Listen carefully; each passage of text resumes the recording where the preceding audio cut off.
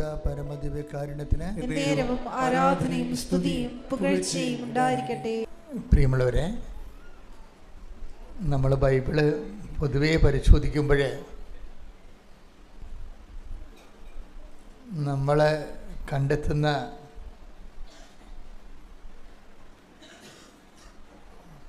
പൊതുവായ ഒരു impression, life is not that easy എന്നാണ്. എല്ലാ വചനങ്ങളുടെയും ഉള്ളിലൂടെ ഈ നട്ടലിൻ്റെ കൂടെ സ്പൈനൽ കോഡ് പോകുന്നത് പോലെ, ഈ സ്പൈൻ പോകുന്ന പോലെ എല്ലാ വചനങ്ങളിലും ഒരു ശക്തമായ വെളിപാടുണ്ട്. എന്താണ്? Life is not that easy. ജീവിതം അത്ര ലളിതമല്ല. ജീവിക്കാൻ ഇത്തിരി പാടാണ്. അതാണ്. അപ്പോൾ ജീവിക്കാൻ ഇത്തിരി പാടാണെന്നുള്ളത് ബൈബിള് പറയാതെ പല വചനങ്ങളിലൂടെയും പറയുന്നുണ്ട്. അങ്ങനെ ജീവിതം ഭാരപ്പെടുമ്പോൾ, ഇപ്പോൾ ഉദാഹരണത്തിന് ഗലാത്യ ലേഖനയില്ലേ, ശ്രുതികട ഹല്ലേലൂയ,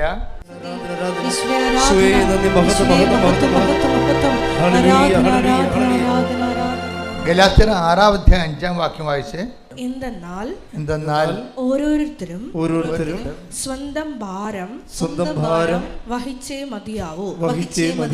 കാലത്തിനൊപ്പം വളരണമെങ്കിൽ ഓരോരുത്തരും സ്വന്തം ഭാരം വഹിച്ചേ മതിയാവും.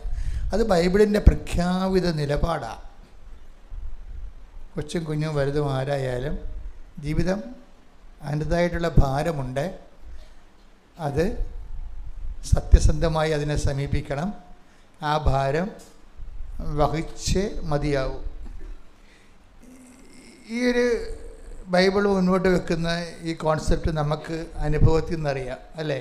ഇപ്പോൾ ഓരോരുത്തരും ഇവിടം വരെ എങ്ങനെ എത്തിയെന്ന് നോക്കിയാൽ ഈ ഭാരം വഹിച്ചു തന്നെയാണ് എത്തിയത്. ഭാരം വഹിച്ചു തന്നെ എത്തിയത്. ഈശോയുടെ വചനങ്ങളിൽ നിഴലായിട്ട് ഇത് കിടക്കുന്നുണ്ട്. ഈശോയുടെ വചനങ്ങളിൽ ജീവിതം ഭാരപ്പെട്ടതാണ് എന്നുള്ള സൂചന ഈശോയുടെ വചനങ്ങളിലും ഉണ്ട്. അപ്പോൾ ഈശോയും ഈ വചനത്തെ ജീവിതം നിസ്സാരമല്ല, അത് ഭാരപ്പെട്ടതാണെന്നുള്ള കോൺസെപ്റ്റ് തന്നെയാണ് ഈശോയുടെ വെളിപാടുകളും പോകുന്നത്. പ്രത്യേകിച്ച് മത്തായി 11:28 വായിച്ച്, ശ്രുതികട ഹല്ലേലൂയ,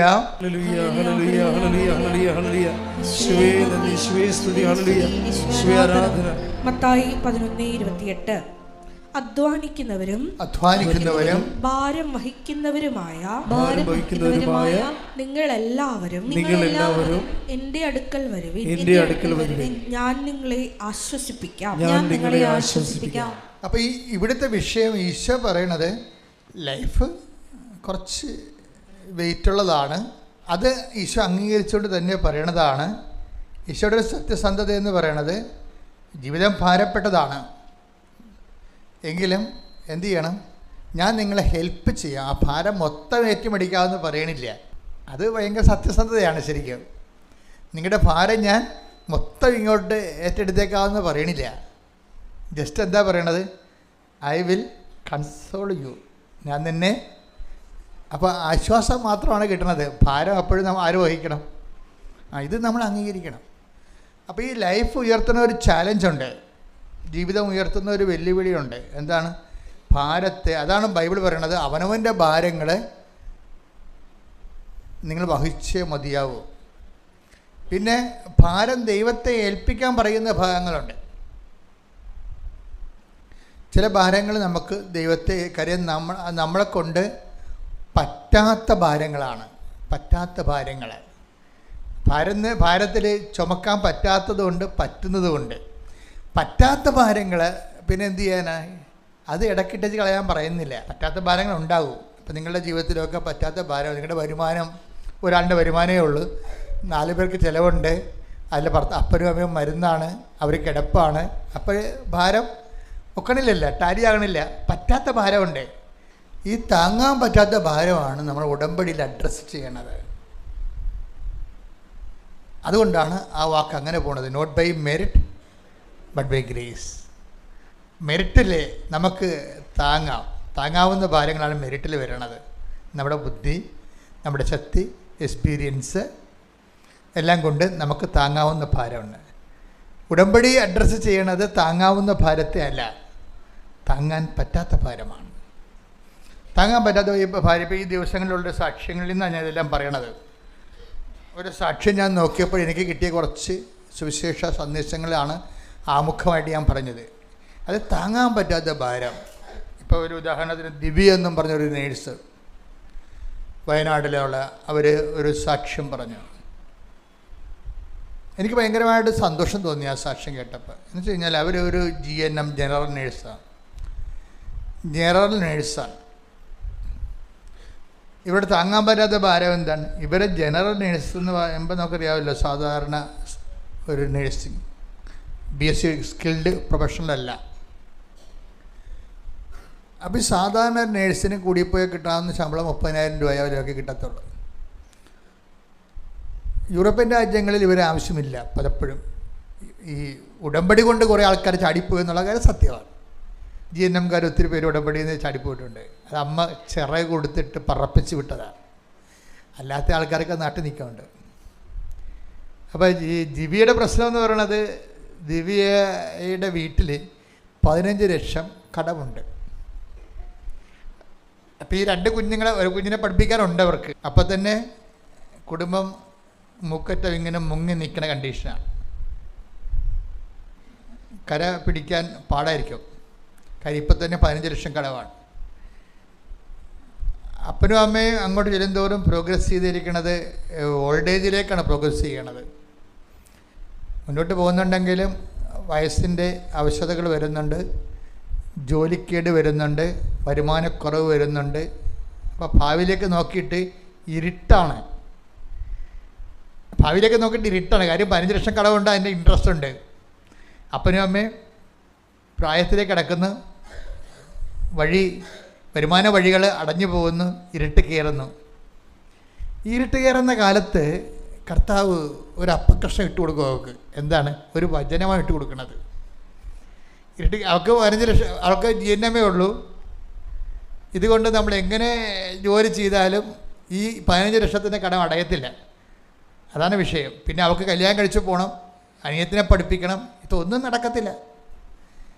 ജീവിതം അതിൻ്റെ മുഴുവൻ ഭാരങ്ങൾ ഒറ്റയടിക്ക് ഒരു സ്ഥലത്തേക്ക് കോൺസെൻട്രേറ്റ് ചെയ്യണം. ഇപ്പോൾ ചില നമ്മൾ കടത്തുള്ളതൊക്കെ പോകുമ്പോൾ കുറേ ആൾക്കാരൊക്കെ പണ്ട് മരിച്ചത് എങ്ങനെയാണ്? ആരെങ്കിലും ഒരുത്തം കയറി ഒരു വില്ലിക്ക് ചവിട്ടും, ഭാരമെല്ലാം അങ്ങോട്ട് വരുമ്പോൾ വെള്ളം അങ്ങോട്ട് കവന്നു പോകും. അതുപോലെ ഭാരം ഒരു മൂലക്ക് തൂങ്ങാൻ തുടങ്ങി. ആര്? ഇവരുടെ അപ്പനും അമ്മയും വയസ്സായിക്കൊണ്ടിരിക്കുകയാണ്. അവർക്ക് പഴയതുപോലെ ചിന്തിക്കാനോ ചാലഞ്ച് എടുക്കാനോ ഉള്ള കലിബർ ഇല്ല. കാശില്ലെന്നേ അപ്പം പറയുന്നുള്ളൂ, വേറെ ഒന്നും പറയാൻ പറ്റണില്ല. കാരണം ജീവിതം കയ്യിൽ നിന്ന് വിട്ടുപോയത് കൊണ്ടാണ് അദ്ദേഹം അങ്ങനെ അദ്ദേഹം കുറ്റപ്പെടുത്താൻ പറ്റത്തില്ല. ഇവിടം വരെ തുഴഞ്ഞു, ഇനി തുഴയാൻ പറ്റത്തില്ലെന്ന് പറയുന്നതുകൊണ്ടാണ് കാശില്ല. നീ എവിടെയെങ്കിലും ജോലിക്ക് കയറുന്നാണ് അപ്പം പറയണത്. എന്നുവെച്ചാൽ തുഴഞ്ഞ് തളർന്ന്, അതുകൊണ്ടാണ് പറയണത് കാശില്ല, ഇനി പഠിക്കാൻ പറ്റത്തില്ല, നീ എവിടെയെങ്കിലും ജോലിക്ക് കയറുന്നു പറഞ്ഞു. ആ അപ്പന്മാരുടെയൊക്കെ ഒരു സങ്കടം എന്ന് പറയണത് ഇതൊക്കെയാണ് ബൈബിൾ അഡ്രസ്സ് ചെയ്യണത്. അതാണ് ഭാരം വഹിക്കുന്നവനെ നിങ്ങൾ എൻ്റെ അടുക്ക വരിക എന്ന് പറയുന്ന കാര്യം. ജീവിതം ഭാരപ്പെട്ടതാണെന്ന് ഈ ഔസപിതാവിൻ്റെയും മാതാവിൻ്റെയും ജീവിതം കണ്ടപ്പോൾ ഈശോയ്ക്ക് മനസ്സിലായിട്ടുണ്ട്. സങ്കീർത്തനം 37:5 നിന്റെ ജീവിതം കർത്താവിന് ഭരമേൽപ്പിക്കുക, കർത്താവിൽ വിശ്വാസമർപ്പിക്കുക, അവിടുന്ന് നോക്കിക്കൊള്ളും. ഈ സങ്കീർത്തനത്തിന് ഇങ്ങനെ ഒരു ഇടക്കാലം കൊണ്ട് എനിക്ക് എത്രയോ വർഷമെടുത്താണ് വെളിപാട് ദൈവം നൽകുന്നത്. അതിൽ ജീവിതത്തിന് താക്കോലായിരിക്കുന്ന ഒരു വചനമാണ്. എന്താണ്? അതുപോലെ നോക്കിയിട്ട് കിട്ടണില്ല, അത് എവിടെയോ ഒളിച്ചിരിക്കണം ആ വചനം. എന്താ പറയണത്? ഒന്നിനു വായിച്ച് സങ്കീർത്തനം 37:5. നിന്റെ ജീവിതം കർത്താവിന് ഭരമേൽപ്പിക്കുക, കർത്താവിൽ വിശ്വാസമർപ്പിക്കുക, അവിടുന്ന് നോക്കിക്കൊള്ളും. അപ്പം നമുക്ക് താങ്ങാനാവാത്ത ഭാരമായ ജീവിതം ആരെ ഏൽപ്പിക്കാനുള്ളതാണ്? കർത്താവിനെ ഏൽപ്പിക്കാനുള്ളതാണ്. ഇങ്ങനെ കർത്താവിനെ ഏൽപ്പിക്കാൻ പല മാർഗങ്ങളുണ്ടെങ്കിലും ഏറ്റിരിക്കുന്നുവെന്ന് കർത്താവ് ഇങ്ങോട്ട് പറയുന്ന നമുക്ക് അക്നോളജ്മെൻറ്റ് കിട്ടുന്ന ഒരു സംഭവം ഉടമ്പടി മാത്രമേ ഉള്ളൂ. ഇപ്പം നമുക്ക് സെൻഡ് ചെയ്യാം, ഒരു അക്നോളജ്മെൻറ്റ് അത് കൈപ്പറ്റിയതായിട്ട് രസീത് കിട്ടത്തില്ല. ഉടമ്പടിയുടെ ഏറ്റവും വലിയ വിജയം കൈപ്പറ്റി രസീത് കിട്ടുമെന്നുള്ളതാണ്. അത് രേഖയാണല്ലോ, അത് കോടതിയിലും കാണിക്കാം. കൈപ്പറ്റി രസീത് കിട്ടണമെന്ന് പറഞ്ഞാൽ നിസ്സാരമല്ല. പല ആൾക്കാരും കൈപ്പറ്റി രസീത് കൊടുക്കത്തില്ല. സാധനം കൈപ്പറ്റിയതായിട്ട് ഏക്കണ്ടേ, ഉത്തരവാദിത്തമുള്ളത്. അപ്പോൾ കൈപ്പറ്റി രസീത് കിട്ടണ ഒരു മാർഗം എന്താണ്? ഉടമ്പടിയാണ്. കാര്യം എന്താണ്? അത് വാഗ്ദാനങ്ങളിലുള്ളതാണ്. വാഗ്ദാനം ദൈവം ഒരു 0 ലെവലിൽ നിന്ന് മനുഷ്യനെ ഉയർത്തിക്കൊണ്ട് വരണത് വാഗ്ദാനത്തിൻ്റെ അടിസ്ഥാനത്തിലാണ്. ഒരു പക്ഷേ നമ്മൾ 0 ആയിരിക്കാം, പക്ഷെ നമ്മളതുകൊണ്ട് സങ്കടപ്പെടേണ്ട കാര്യമില്ല. ഇതിന് ഈ 0 ലെവലിൽ നിന്ന് ഒരു മനുഷ്യനെ അടിക്കടി ദൈവം ഉയർത്തണത്. ഇപ്പം മാനവും പോയി, കാശും പോയി, ജീവിതവും ഇല്ല, പെരുവഴിയിലായി, നാട്ടുകാർക്കും വേണ്ട, വഴിയരികിലായി കിടക്കുന്ന ഒരു ജീവിതം. അതിനിങ്ങനെ ചുമ്മാ ഒരു ആശംസ കൊണ്ട് പൊക്കിയെടുക്കണ കാണാം. Take the word of God. Ezekiel 16:7 മുതൽ വായിച്ചേ. ശ്രുതിക്കട്ടെ. ഹല്ലേലൂയ ഹല്ലേലൂയ ഹല്ലേലൂയ ഹല്ലേലൂയ. യേശുവേ നന്ദി. ഹല്ലേലൂയ ഹല്ലേലൂയ. യേശുവേ ആരാധന ആരാധന ആരാധന. ഹല്ലേലൂയ ഹല്ലേലൂയ ഹല്ലേലൂയ ഹല്ലേലൂയ ഹല്ലേലൂയ. യേശുവേ നന്ദി. ഹല്ലേലൂയ ഹല്ലേലൂയ ആരാധന ആരാധന യേശുവേ ആരാധന. എസെക്കിയേൽ 16:6 മുതലുള്ള തിരുവചനങ്ങൾ. എസെക്കിയേൽ 16:6. ഞാൻ നിന്റെ അടുക്കലൂടെ കടന്നു പോയപ്പോൾ നീ ചോരയിൽ കിടന്ന് ഉരുളുന്നത് കണ്ട് നിന്നോട് പറഞ്ഞു ജീവിക്കുക വയലിലെ ചെടി പോലെ വളരുക. എൻ്റെ ജീവിതത്തെ മാറ്റിമറിച്ചൊരു വചനമാണിത്. ഇത് ഈ വചനം എങ്ങാനും നമ്മുടെ മനസ്സിലെ മാംസമായ ജീവിതം ഇങ്ങനെ 16 ചിറകിൽ പറക്കണ കാണാം. ചുമ്മാ ഒരു ആശംസ കൊണ്ടാണ് ഒരാളെ പൊക്കിയെടുക്കണത്. എന്താണ്? ഒരു കുഞ്ഞ്, അത് അപ്പനും ഇല്ല അമ്മയും ഇല്ല, പ്രസവിച്ചിട്ട് വഴി ഉപേക്ഷിച്ച പോലെ ഇങ്ങനെ ചോരയെ കിടന്ന് പെരളുകയാണ്. എന്നിട്ട് പറയും, നിന്നെ ഉപ്പ് പുരട്ടിയില്ല. യഹൂദന്മാർ കുഞ്ഞുങ്ങൾക്ക് ആദ്യം ചെയ്യണ ഉപ്പ് പുരട്ടുക, പൊക്കിക്കൂടി മുറിച്ച് കളഞ്ഞിട്ട് ഉപ്പ് പുരട്ടും. അതാണ് ഫസ്റ്റ് എയ്ഡ് എന്ന് പറയണത്. ഒരു കൊച്ചിന് കൊടുക്കുന്ന ഫസ്റ്റ് എയ്ഡ്. യഹൂദന്മാരൊരു കുഞ്ഞ് ജനിച്ച ആദ്യം കൊടുക്കുന്ന ട്രീറ്റ്മെൻറ്റ് അതിൻ്റെ പൊക്കിൾക്കൊടി മുറിച്ച് കളഞ്ഞിട്ട് ഉപ്പ് പൊത്തി വെക്കും. അതാണ് അത് ആദ്യം ചെയ്യണത്. അതുപോലും കിട്ടാത്തൊരു കുഞ്ഞിനെക്കുറിച്ചാണ് ഇപ്പോൾ പറയണത്. ഇസ്രായേലിനെ കുറിച്ച് പറയണമെങ്കിലും എല്ലാവർക്കും ഇത് ബാധകമാണ്. ആ ഭാഗം ഒന്ന് വായിച്ചേ. ശ്രുതിക്കട്ടെ. ഹല്ലേലൂയ ഹല്ലേലൂയ ഹല്ലേലൂയ ഹല്ലേലൂയ. എസെക്കിയേൽ 16:4 മുതലുള്ള തിരുവചനങ്ങൾ. എസെക്കിയേൽ 16:4. നീ ജനിച്ച ദിവസം നിന്റെ പൊക്കിൽ കൊടി മുറിച്ചിരുന്നില്ല. ഒന്ന് ചിന്തിച്ചേ, പൊക്കിൽ കൊടി മുറിക്കാൻ പോലും ആളില്ലാത്തൊരു ജീവിതം. ബൈസ്റ്റാൻഡർ ഇല്ല, നേഴ്സില്ല. പണ്ടത്തെ രീതിയാണെങ്കിൽ ഹോം നേഴ്സ്, ഇന്നത്തെ അതുപോലെ തന്നെ പണ്ട് വയറ്റാട്ടി എന്ന് പറഞ്ഞൊരു സംഭവമില്ലേ, അവരാണല്ലോ ഇത് പ്രസവം എടുത്തുകൊണ്ടിരുന്ന നാട്ടിലൊക്കെ.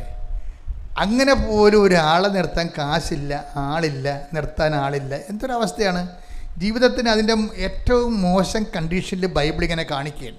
എന്താ പറയണത്? നീ ജനിച്ച കാലത്ത് നീ ജനിച്ച ദിവസം നിന്റെ പൊക്കിൽ കൊടി മുറിച്ചിരുന്നില്ല. നിന്നെ കുളിപ്പിച്ച് ശുദ്ധി വരുത്തിയില്ല.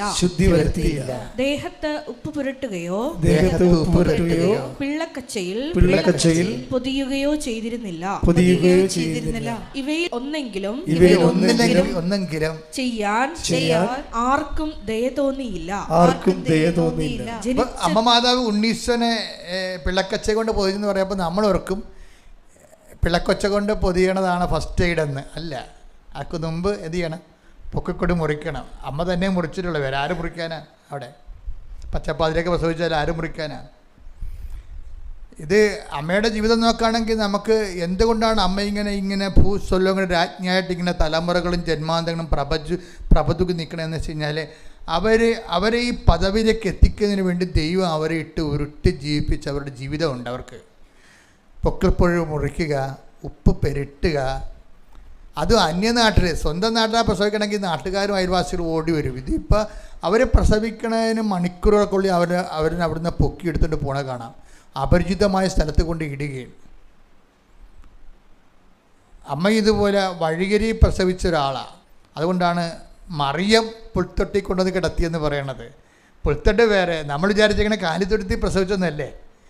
കാലിത്തൊഴുത്തി പ്രസവിക്കണ സൂചന അല്ല ബൈബിളിലുള്ള. ശരിക്കും പറഞ്ഞാൽ വഴികരി പ്രസവിച്ചിട്ട് അവിടുന്ന് പൊക്കിൾക്കൊടി മുറിച്ച് കൊണ്ടുവന്ന് കാലിത്തൊഴുത്തിൽ, ബൈബിൾ എന്താ പറയണത്, മറിയം തൻ്റെ കുഞ്ഞിനെ പിള്ളക്കച്ചയിൽ പൊതിഞ്ഞ് കാലിത്തൊട്ടിയിൽ കിടത്തിയെന്നാണ്. അല്ല കാലിത്തൊഴുത്തിൽ പ്രസവിച്ചൊന്നല്ല. അപ്പോൾ വഴിയരികിൽ എവിടെയാണ് പ്രസവിച്ചത്, അവിടുന്ന് കുഞ്ഞിനെ എടുത്തുകൊണ്ട് വന്നിട്ടാണ് അമ്മ ഈ ഒറ്റയ്ക്ക് കാര്യങ്ങളെല്ലാം ചെയ്യാൻ വേണ്ടി അമ്മയെ ദൈവം അങ്ങനെ ആക്കിക്കളഞ്ഞാണ് ശരിക്കും. അപ്പോൾ ദൈവം അങ്ങനെ ഒരു മനുഷ്യൻ്റെ ആ ഒരു സാഹചര്യം അവന് ഒരു സിറ്റുവേഷൻസ് വന്നാൽ അവൻ സ്വന്തം നിലയ്ക്ക് ആരെയും ആശ്രയിക്കാതെ ഒറ്റയ്ക്ക് അതിനെ അഭിമുഖീകരിക്കണം. അത് കർത്താവിൻ്റെ ഒരു മനസ്സിലിരിപ്പാണ്. അതാണ് പറഞ്ഞത്, പൊക്കിൽ കൂടി മുറിച്ചില്ല, ഉപ്പ് പെരുട്ടിയില്ല. പിന്നെ എന്താ പറയുന്നത്, അടുത്ത വചനം എന്താ, ഇവയിലൊന്നെങ്കിലും ചെയ്യാൻ ആർക്കും ദയ തോന്നിയില്ല. ജനിച്ച ദിവസം തന്നെ നീ വെറുക്കപ്പെടുകയും വെളിമ്പ്രദേശത്ത് ഉപേക്ഷിക്കപ്പെടുകയും ചെയ്തു. ഇസ്രായേലിനെ കുറിച്ചാണ് പറയണത്. ഇസ്രായേലിൻ്റെ ഈ ലോകത്തിൻ്റെ വെറുപ്പ് ഇപ്പം തുടങ്ങിയതല്ല. ദൈവത്തിൻ്റെ കുഞ്ഞായിട്ട് ദൈവം ഈ രാജ്യത്തെ ജനിപ്പിക്കുമ്പോൾ, ഈ വംശത്തെ ജനിപ്പിക്കുമ്പോൾ തന്നെ ചുറ്റുമുള്ളവർ ഇവരെ വെറുത്തിരുന്നു. പിന്നെ ബൈബിളെന്ന് പറയണത് ഈ വെറുക്കപ്പെട്ട ജനവുമായിട്ട് ദൈവത്തിൻ്റെ യാത്രയാണ്. അവർക്ക് വേണ്ടി ദൈവം യുദ്ധം ചെയ്യും, അവർക്ക് വേണ്ടി അവരെ നിലനിർത്തും. ഇത് ഒരു വ്യക്തിയുടെ ആത്മീയ യാത്രയ്ക്ക് സമാന്തരമാണ്. ദൈവം എല്ലാ വ്യക്തികളുടെ കൂടെ ഇതുപോലെ ബേസിക്കായിട്ട് പല ആൾക്കാർക്കും വരുന്ന ഒരു ജീവിതത്തിന് വരുന്ന ഒരു ശുദ്ധ മണ്ടത്തരം എന്താണെന്നറിയാമോ? ഒന്നെങ്കിൽ നിങ്ങൾക്ക് ആരെങ്കിലും ഉണ്ടെന്ന് നിങ്ങൾ അങ്ങോട്ട് കയറി അഡ്വാൻസ് ആയിട്ട് പ്രഖ്യാപിക്കും. ഞങ്ങൾക്ക് സോ ആൻഡ് സോ ഉണ്ടെന്ന് പറയും. നിങ്ങളെ ഉണ്ടെന്ന് പറയുന്ന ആൾക്കാർക്കെല്ലാം പണി കിട്ടി മാറണ കാണാം. നിങ്ങളെ പലപ്പോഴും ദൈവത്തെ മനുഷ്യന്മാർ അവലംബിക്കുന്നതിനോ ഉപേക്ഷിക്കുന്നതിനോ കാരണമായി വരുന്നത് പലപ്പോഴും ഇവർ അഭയം പ്രാപിച്ചിരിക്കുന്ന പൊയ് ജന്മങ്ങളാണ്. അതെപ്പോഴും നമ്മൾ ശ്രദ്ധിക്കണം. ആധ്യാത്മിക ജീവിതത്തിൽ അമിതമായി ഒരു മനുഷ്യനെ ആശ്രയിക്കരുത്. ആശ്രയിക്കുന്നതല്ല, ഞങ്ങൾക്ക് അവരുണ്ട്, അമ്മാവരുണ്ട്, അങ്കിളുണ്ട്, നാട്ടുകാരുണ്ട്, പാർട്ടിക്കാരുണ്ട്, ഇങ്ങനെയൊക്കെ എന്തെങ്കിലും ഉണ്ടെന്ന് പറഞ്ഞാൽ അവരെ കുറച്ച് മാത്രമേ ദൈവം നിന്നെ അനുഗ്രഹിക്കത്തുള്ളൂ. അതാണ് പ്രശ്നം. വേറെ കുഴപ്പമൊന്നുമില്ല. ആരെങ്കിലും ഉണ്ടെന്ന് പറഞ്ഞാൽ, ഇനി സ്വന്തം ആരോഗ്യത്തിൻ്റെ കാര്യത്തിൽ പോലും നിങ്ങളതൊരു ആസ്തിഭദ്രതയായിട്ട് എടുക്കരുത്. സ്വന്തം ആരോഗ്യം പോലും, ഏതെങ്കിലും ഒരു നിമിഷം നിങ്ങൾക്ക് ആരോഗ്യമുണ്ട് എന്ന് തോന്നിയാൽ ഉടനെ ആത്മവിശ്വാസം വരും. ആത്മവിശ്വാസത്തിൻ്റെ തന്മാത്ര ഭേദങ്ങൾ, ആത്മവിശ്വാസത്തിലെ തന്മാത്രാ ഭേദങ്ങൾ ഉണ്ടായിക്കഴിഞ്ഞാൽ ഓപ്പോസിറ്റ് എലമെൻ്റായിട്ട് അത് മാറും. അങ്ങനെ ആത്മവിശ്വാസത്തിന് അങ്ങനെ കുഴപ്പമുണ്ട്. നിങ്ങൾ ഏതെങ്കിലും വിഷയത്തിൽ, മക്കളുടെ കാര്യത്തിൽ ആത്മവിശ്വാസമായി, ആരോഗ്യത്തിൻ്റെ കാര്യത്തിൽ ആത്മവിശ്വാസമായി, സ്ഥിരനിക്ഷേപത്തിൻ്റെ കാര്യത്തിൽ ആത്മവിശ്വാസമായി, ജോലിയുടെ കാര്യത്തിൽ ആത്മവിശ്വാസമായി, ഇങ്ങനെ എന്തെങ്കിലും കാര്യത്തിൽ ഒരു ആത്മവിശ്വാസം വന്നാൽ അതിലേതെങ്കിലും സമയത്ത് ഹിറ്റ് ചെയ്തൊരു തന്മാത്ര കയറും. എന്താണ്? ആത്മവിശ്വാസം കൂടും, സൂപ്പർ കോൺഫിഡൻസ് ആവും. കോൺഫിഡൻസിൻ്റെ കൂടെ ഇപ്പോൾ ഒരു വിശ്വാസത്തിന് ഒരു കാര്യം നിങ്ങൾക്ക് ആത്മവിശ്വാസമായി, മക്കൾ ജോലിക്കാരനായപ്പോൾ നിങ്ങൾക്കൊരു ആത്മവിശ്വാസമായി. ഓക്കെ അല്ലേ? അതുപോലെ തന്നെ അവർക്ക് ജോലിക്ക് പ്രൊമോഷൻ കിട്ടിയപ്പോൾ നിങ്ങളുടെ ആത്മവിശ്വാസം കുറച്ചുകൂടി കൂടി. കോൺഫിഡൻസ് സൂപ്പർ കോൺഫിഡൻസിലേക്ക് പോയി. സൂപ്പർ കോൺഫിഡൻസിലേക്ക് പോകുമ്പോൾ ഒരു തന്മാത്ര കയറുന്നുണ്ട്. ഇനി ഒരു തന്മാത്ര, ഈ സൂപ്പർ കോൺഫിഡൻസ് കയറിക്കഴിഞ്ഞാൽ പിന്നെ ഈ ചില ബോഡിയിലേക്ക് സൂപ്പർ കോൺഫിഡൻസ് വന്നാൽ ഓട്ടോമാറ്റിക്കായിട്ട് അത് അഹങ്കാരമായിട്ട് കൺവേർട്ട് ചെയ്യും. അതൊരു പ്രശ്നമാണ്. അത് നേച്ചറിനെ ബാധിക്കുന്ന വിഷയമാണ്. ചിലക്ക് സൂപ്പർ കോൺഫിഡൻസ് എന്ന് പറയുന്ന ഉപരി ആത്മവിശ്വാസം. ഇപ്പം നിങ്ങൾ വീട് വെച്ചു, നിങ്ങളുടെ ലോൺ തീർന്നു, ഇന്നലെ കൊണ്ട് ലോൺ അടച്ച് തീർത്തു. മകന് ഇളയവന് ജോലിയുമായി എന്ന് പറയുമ്പോൾ എന്ത് പറ്റും? ഇന്നലെ കൊണ്ട് വീടിൻ്റെ ലോൺ അടച്ച് തീർത്ത് ഇളയവന് അപ്പം ജോലിയും കിട്ടി, യേശുവേ സ്വസ്ത്രം എന്ന് പറഞ്ഞു കഴിഞ്ഞാൽ ഈ സ്വസ്ത്രം പറയുമ്പോഴും കോൺഫിഡൻസ് സൂപ്പർ കോൺഫിഡൻസ് ആകുന്നുണ്ട്. നിങ്ങളുടെ ആത്മവിശ്വാസം ആത്മവിശ്വാസമാകും. ഈ ആത്മവിശ്വാസം ചില വ്യക്തികളിൽ, ആ വ്യക്തികളെ ആശ്രയിച്ചിരിക്കും. അത് ചില വ്യക്തികളിൽ അത് അവിടെ ഇരുന്ന് തന്നെ ഈ കള്ള് മിന്നാവിരി ചാരായമാകണ പോലെ തന്നെത്താൻ ചാരായമായി മാറും. കള്ളില്ലേ, കള്ള് വെറുതെ ആരും ഒന്നും ചെയ്യേണ്ടല്ലോ, വെറുതെ ഇരുന്നാൽ മതിയല്ല. വെറുതെ ഇരിക്കുമ്പോൾ അത് മിന്നാവിരിയായി മാറും. കുറച്ചുകൂടി ഇരുന്ന് കഴിഞ്ഞാൽ അത് ചാരായമായി മാറും.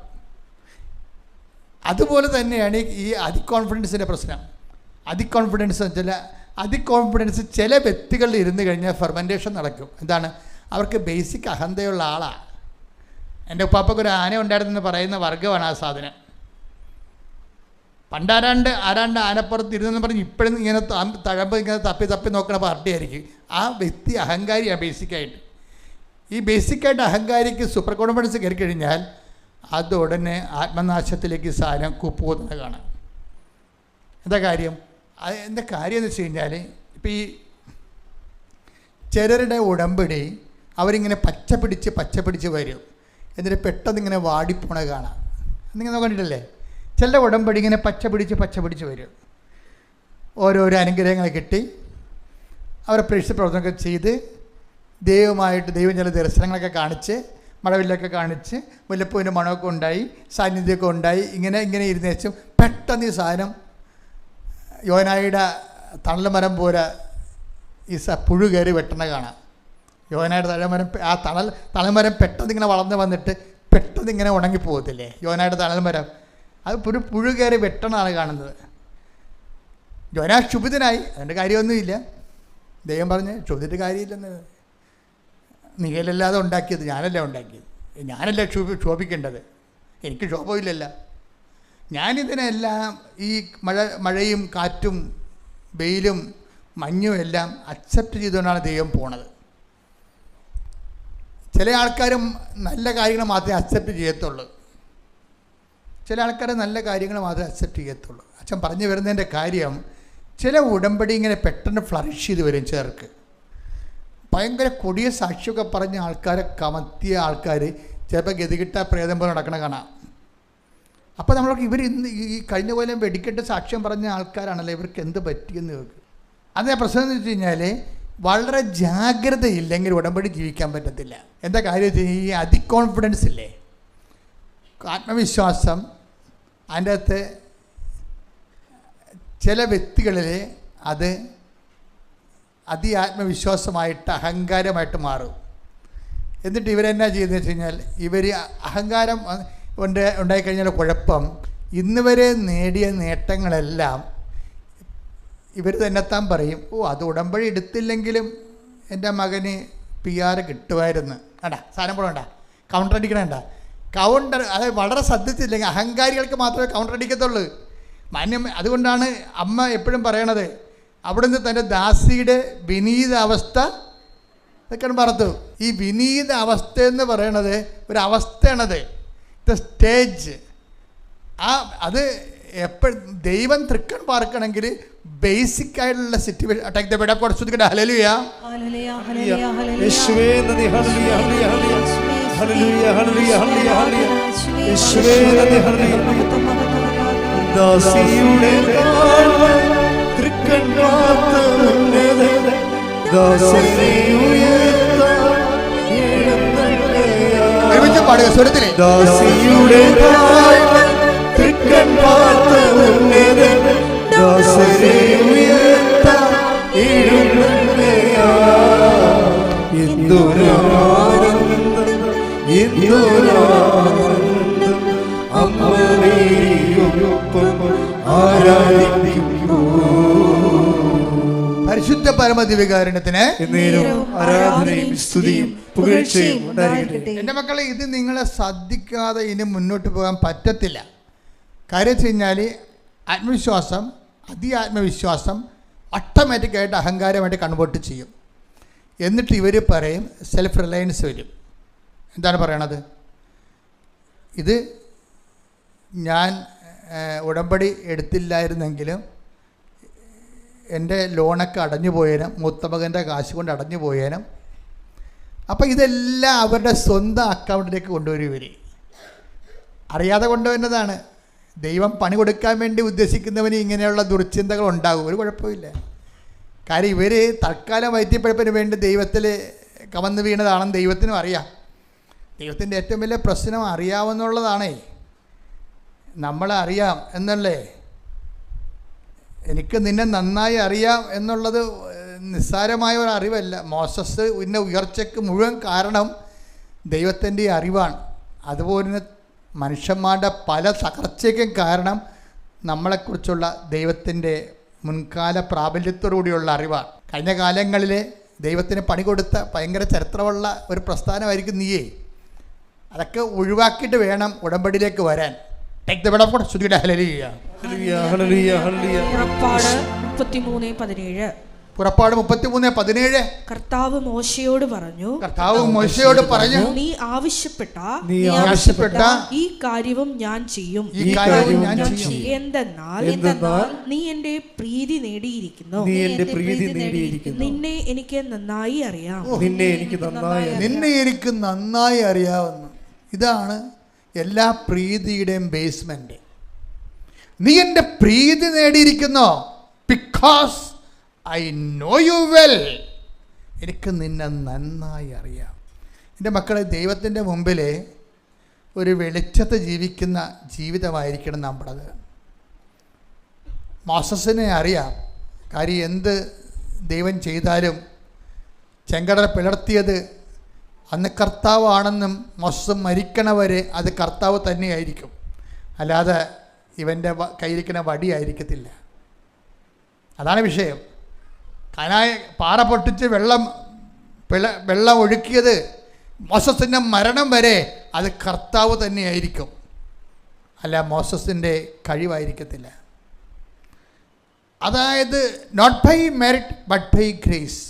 അതുതന്നെയാണ് ഈ ഫോളോ ചെയ്യണതെല്ലാം. ഈ ബട്ട് ബൈ ഗ്രേസ് ചില ആൾക്കാർ കാര്യം കാണുമ്പോൾ തൽക്കാലത്തേക്ക് അംഗീകരിക്കുമെങ്കിലും 6 മാസം കഴിയുമ്പോൾ അംഗീകരിക്കത്തില്ല. അത് എൻ്റെ ഇളയ മകൻ നല്ല ബ്രില്യൻ്റ്, അവൻ എൻ്റെതാണ് മകനെ എന്ന് പറയും. തീർന്ന പോലെ ഈ പെരിച്ചാഴി പെറ്റ സാധനമാണ് അതെന്നാണ് പറയണതേ. എന്നുവെച്ചാൽ ഇവൾക്കാണ് എൻ്റെ ക്രെഡിറ്റ്, ഇവൾക്കാണ് എൻ്റെ ക്രെഡിറ്റ്. കാരണം പപ്പ ആദ്യം പഠിച്ചിട്ടില്ല, പിന്നെ പഠിച്ച കോത ഞാനാണ്. അപ്പോൾ എൻ്റെ കുഞ്ഞായിരിക്കുമല്ല ഈ കയറി പോണത്. അപ്പം നമ്മൾ അറിയാതെ ഇവൻ്റെ ഔന്നത്യം നമ്മുടെ അക്കൗണ്ടിലാക്കും. അമ്മ പാർസൽ പണി മേടിക്കാൻ പോകണേ. ഇങ്ങനെ അഹങ്കാര ജന്മങ്ങളാണ്. ആത്മവിശ്വാസം ഉണ്ടാകണമെങ്കിൽ തീർച്ചയായിട്ടും കുത്തുപാള എടുക്കേണ്ടി വരും. എന്താ കാര്യം? അമ്മ അതാണ് പറയണത്.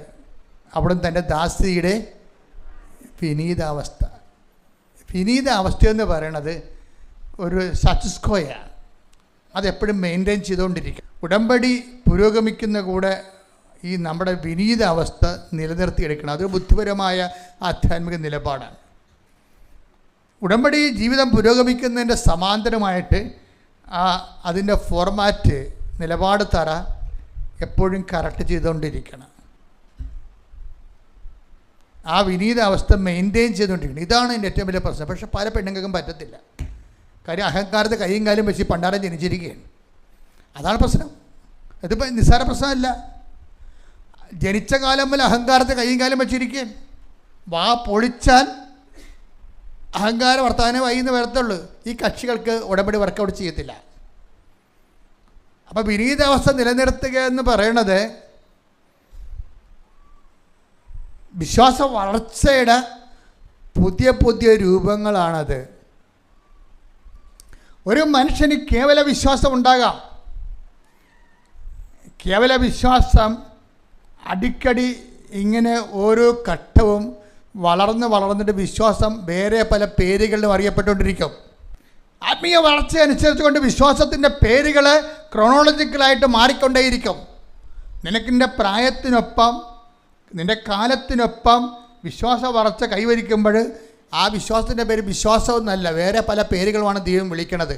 അതുണ്ടോ എന്ന് നോക്കണം. Take the word of God. 2 പത്രോസ് 1:5. 2 പത്രോസ് 1:5 എന്നൊന്ന് കേട്ടെ. ഇക്കാരണത്താൽ നിങ്ങളുടെ വിശ്വാസത്തെ സുകൃതം കൊണ്ടും സുകൃതത്തെ പ്രശ്നം നോക്കിയേ. കണ്ട, വിശ്വാസത്തെ ആ വിശ്വാസത്തിൻ്റെ ഇപ്പം നമ്മൾ വിശ്വാസ വളർച്ച ഉണ്ടല്ലോ. ഉടമ്പടി പുതുക്കുന്നതനുസരിച്ച് വിശ്വാസ വളർച്ച പ്രാപിക്കണ്ടേ? ഉടമ്പടി പുതുക്കുന്നതനുസരിച്ച് അതിൻ്റെ കളർ, പേപ്പറിൻ്റെ കളർ മാറുന്നില്ലേ? കളർ മാറുന്നതനുസരിച്ച് വിശ്വാസത്തിൻ്റെ കളർ മാറിക്കൊണ്ടിരിക്കും. വിശ്വാസത്തിൻ്റെ 2ാം ഘട്ടത്തിൽ അതിൻ്റെ പേര് ബൈബിൾ മാറ്റുന്നുണ്ട്. എന്താണ്? സുഹൃതം. സുഹൃതം എന്ന് വെച്ച് കഴിഞ്ഞാൽ എന്താണ്? സൽപ്രവൃത്തികൾ, നന്മ പ്രവൃത്തികൾ. ഈ വിശ്വാസത്തിന് 2ാം ഘട്ടത്തിലെ പേര് നന്മപ്രവൃത്തികളെന്നാണ്, സുഹൃതമെന്നാണ്. വിശ്വാസം വളരുന്നതനുസരിച്ച് ഈ വിശ്വാസമുണ്ട്, വിശ്വാസ പ്രമാണം ചൊല്ലിക്കൊണ്ടിരിക്കുകയാണ്, സുഹൃതമൊന്നുമില്ല. വിശ്വാസ പ്രമാണം അങ്ങനെ ആഞ്ഞു പിടിച്ച് ചൊല്ലിക്കൊണ്ടിരിക്കുകയാണ്, അത് തന്നെ. പക്ഷേ അത് പ്രോബ്ലം എന്താണ്? അതിന് സപ്പോർട്ടീവായിട്ടുള്ള പുണ്യങ്ങളെ ആ വ്യക്തി ആർജിക്കണം. വിശ്വാസ വളർച്ചയിൽ നിങ്ങൾ ഉടമ്പടി പുതുക്കുന്നവർ പ്രത്യേകം ശ്രദ്ധിക്കണം. അവിടെ കൊണ്ട് ഒപ്പിട്ടിട്ട് 10 പേപ്പർ മേടിച്ച് അവിടെ ഇവിടെയും കൊടുക്കണം അല്ല പുതുക്കലെന്ന് പറയണത്. പുതുക്കലെന്ന് പറഞ്ഞ വിശ്വാസത്തിൻ്റെ അപ്ഡേഷൻസ് ഉണ്ട്. അപ്ഡേഷൻ്റെ ബേസ്മെൻ്റ് എന്ന് പറയുന്നത് 1 10 ദിവസം 2 10 ദിവസത്തിന് 1 4 എന്താണത്? ദുരാശ മൂലം ലോകത്തിലുണ്ടാകുന്ന വിനാശത്തിൽ നിന്ന് രക്ഷപ്പെട്ട് ദൈവിക സ്വഭാവത്തിൽ നിങ്ങൾ പങ്കുകാരാകുന്നതിന്. ഇതാണ് ഒരു പ്രോബ്ലം. നിങ്ങൾ അമ്മയോട് പറയേണ്ടത് എന്താണ്? വിശ്വാസത്തെ വളർത്തി എന്നെ ദൈവിക സ്വഭാവത്തിൽ. അപ്പം നമ്മുടെ സ്വഭാവത്തിലാണ് ഈ സംഭവം വർക്കൗട്ട് ചെയ്യണത്. സ്വഭാവത്തിന് ഈ മാറ്റം ഉണ്ടാകണം. ഇല്ലെങ്കിൽ ഉടമ്പടി പുതുക്കപ്പെട്ടാൽ ദൈവം അംഗീകരിക്കത്തില്ല. സ്വഭാവത്തിൽ ഈ മാറ്റം ഉണ്ട്. അത് എങ്ങനെയാണ്? ദൈവീക സ്വഭാവത്തിലേക്കാണ് പകർച്ച വരുന്നത്. അതുകൊണ്ടാണ് വിശ്വാസത്തെ സുഹൃതം കൊണ്ടും. വായിച്ച അടുത്ത എന്താണ്? സുഹൃതത്തെ ജ്ഞാനം കൊണ്ടും. സുഹൃതത്തെ ജ്ഞാനം. വിശ്വാസത്തിൻ്റെ 3ാം വിശ്വാസം. 2ാം വിശ്വാസത്തിൻ്റെ പേര് സുഹൃതം എന്നാണ്. 3ാം വിശ്വാസത്തിൻ്റെ പേരെന്താണ്? ജ്ഞാനമെന്ന് പറഞ്ഞാൽ എന്താ? ജ്ഞാനം, അനുഭവത്തോടു കൂടിയുള്ള അറിവിനാണ് ജ്ഞാനമെന്ന് പറയണത്. അറിവ് അനുഭവത്തോടു കൂടിയുള്ള അറിവ്. ഇപ്പോൾ ഉദാഹരണത്തിന് പഞ്ചസാര മധുരം ആണ് എന്ന് നമുക്ക് പഞ്ചസാര കാണുമ്പോൾ പറയാം. പക്ഷേ പഞ്ചസാര നക്കി നോക്കിയിട്ട് പറയുമ്പോൾ വേറെ വിഷയമായി. അത് ജ്ഞാനമായി. എന്താ കാര്യം? അത് മധുരമാണെന്ന് നമ്മൾ ജ്ഞാനമായി സംഭവം. അപ്പോൾ ഓരോ വിശ്വം അറിവെന്ന് പറഞ്ഞ സാങ്കേതിക ജ്ഞാനമാണ്. അതിനകത്ത് അനുഭവങ്ങളില്ല. അറിവ് അനുഭവജ്ഞാനത്തിലേക്ക് വർദ്ധിക്കുന്ന ഒരു പ്രോസസ്സ് ഉടമ്പടിയുടെ ഭാഗമാണ്. അറിവ് ആത്മാർത്ഥമായിട്ട് നിങ്ങൾ ദൈവത്തെക്കുറിച്ച് അറിവ് നേടുന്നത് എന്തിനാണ്? അനുഭവജ്ഞാനം ആനുപാതികമായി വർദ്ധിക്കുന്നതിന് വേണ്ടിയാണ്. അനുഭവജ്ഞാനം. ഈ അനുഭവജ്ഞാനം വർദ്ധിക്കുമ്പോൾ ഉണ്ടാകുന്നൊരു കുഴപ്പമുണ്ട്. എന്താണ്? അഹങ്കാരം ഉണ്ടാകും. അതാണ് നമ്മൾ ഉടമ്പടിക്കാർക്ക് ചെറുക്ക് പൊടി അഹങ്കാരമുണ്ട്. എന്താ കാര്യം? ഉടമ്പടിക്കാത്ത ആൾക്കാരെക്കാൾ നമുക്ക് ബൈബിൾ അറിയാം, നമ്മൾ സുഹൃതങ്ങൾ അഭ്യസിക്കുന്നുണ്ട്, വിശ്വാസം കൈമാറുന്നുണ്ട്. അപ്പം ഈ നിൽക്കുന്ന ചുങ്കക്കാരനെ പോലെ അല്ലെന്നുള്ളൊരു സംഭവമില്ലേ, അത് വർക്കൗട്ട് ചെയ്യും. കമ്പാരിറ്റീവായിട്ട് ആൾക്കാരെ കമ്പയർ ചെയ്യും. അതാണ് അഹങ്കാരം വരണത്. അതാണ് അറിവ് അഹങ്കാരം ജനിപ്പിക്കുന്നത് പറയുന്നുണ്ട്. Take the word of God. ശ്രുതികട ഹല്ലേലൂയ. ഹല്ലേലൂയ ഹല്ലേലൂയ ഹല്ലേലൂയ ഹല്ലേലൂയ. യേശുവേ നന്ദി. ഹല്ലേലൂയ ഹല്ലേലൂയ.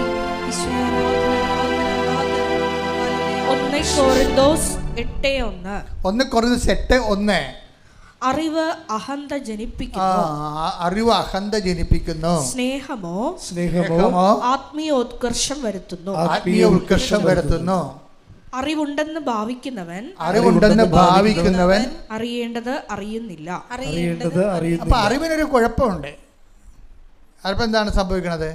ഇപ്പം വിശ്വാസത്തെ സുഹൃതം കൊണ്ടും സുഹൃതത്തെ ജ്ഞാനം കൊണ്ടും അറിവ് കൊണ്ടും. ഈ അറിവ് എന്താ പ്രശ്നം വെച്ചാൽ ജ്ഞാനം വന്നു കഴിയുമ്പോൾ സ്വാഭാവികമായി ശ്രദ്ധിച്ചില്ലെങ്കിൽ വരാൻ സാധ്യതയുള്ള എന്താണ്? അവിടെ വെച്ച് ക്ലാസ് കയറ്റം നിൽക്കും, തൊപ്പിയിട്ട് പുറകിലിരിക്കേണ്ടി വരും. എന്താ കാര്യം?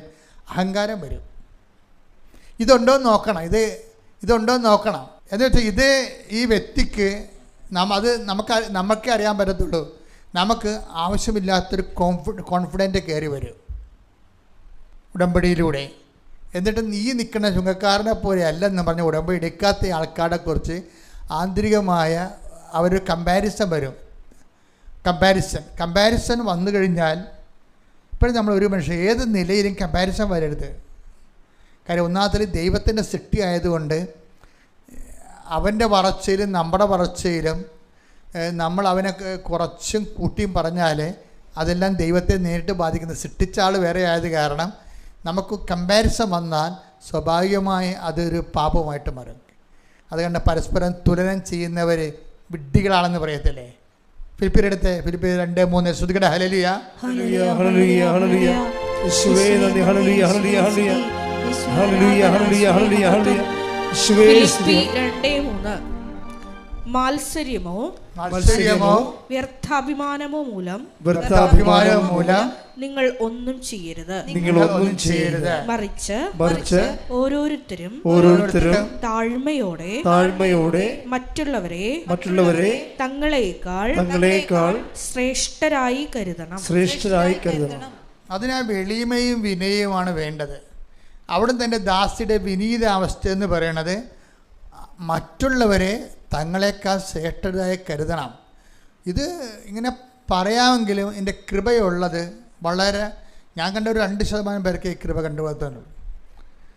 അവിടെ ആത്മീയ വളർച്ചയിൽ മറ്റുള്ളവരെ തങ്ങളെക്കാൾ വലിയവരായിട്ട് കാണണമെങ്കിൽ അതിനാണ് ഈ വിനീതാവസ്ഥ എന്ന് പറയുന്നത്. അത് ആർജിതമാണെന്ന് ചോദിച്ചു കഴിഞ്ഞാൽ പകുതി ആർജിതമാണ്, പകുതി ദൈവം തരണതാണ്, ദൈവം പ്രസാദത്തിൽ തരണതാണ്. കാര്യം വിനീത അവസ്ഥയാണ് ദൈവം ഇങ്ങനെ ഫുൾ സിംഗായിട്ട് ഇടപെടാൻ പറ്റിയ ഒരു അന്തരീക്ഷം എന്ന് പറയുന്നത്. അത് നമ്മുടെ സ്കിൽഫുൾനെസ് അല്ലത്. കാര്യം ദൈവികമായ എല്ലാ കാര്യവും നോട്ട് ബൈ മെറിറ്റിലാണ് വർക്ക് ചെയ്യണത്, നമ്മുടെ യോഗ്യത കൊണ്ടല്ല, ദൈവത്തിൻ്റെ കൃപ കൊണ്ട്. അപ്പോൾ ദൈവത്തിൻ്റെ കൃപ കൊണ്ടാണെങ്കിൽ യോഗ്യതയ്ക്ക് അവിടെ പ്രത്യേകിച്ച് സ്ഥാനങ്ങളൊന്നും ഇല്ല. അതാണ് പറയുന്നത്, ഇത് ഞങ്ങൾ നേടിയെടുത്തതല്ല എന്ന് പറയുന്നില്ലേ. Take the bed of God. ശ്രുതികട ഹല്ലേലൂയ ഹല്ലേലൂയ ഹല്ലേലൂയ ഹല്ലേലൂയ ഹല്ലേലൂയ യേശുവേ നന്ദി. ഹല്ലേലൂയ ഹല്ലേലൂയ ഹല്ലേലൂയ കൃപയാലേ അനുദിനവും കൃപയാ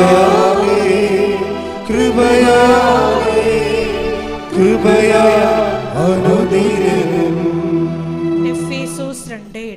എഫേസോസ് 2:8 വിശ്വാസം വഴി കൃപയാലാണ് നിങ്ങൾ രക്ഷിക്കപ്പെട്ടത്. അത് നിങ്ങൾ നേടിയെടുത്തതല്ല, ദൈവത്തിന്റെ ദാനമാണ്. അപ്പോൾ ഇവിടെ പ്രോബ്ലം ചെയ്യുന്നതിന് എല്ലാം ഈ ഉടമ്പടി ബേസ്മെന്റ് പകുതി മുക്കാലും ദൈവദാനമാണ്. പക്ഷേ ഇത് ദൈവദാനമായതുകൊണ്ട് തന്നെ ദൈവം ഇനിഷ്യേറ്റീവ് എടുക്കണം.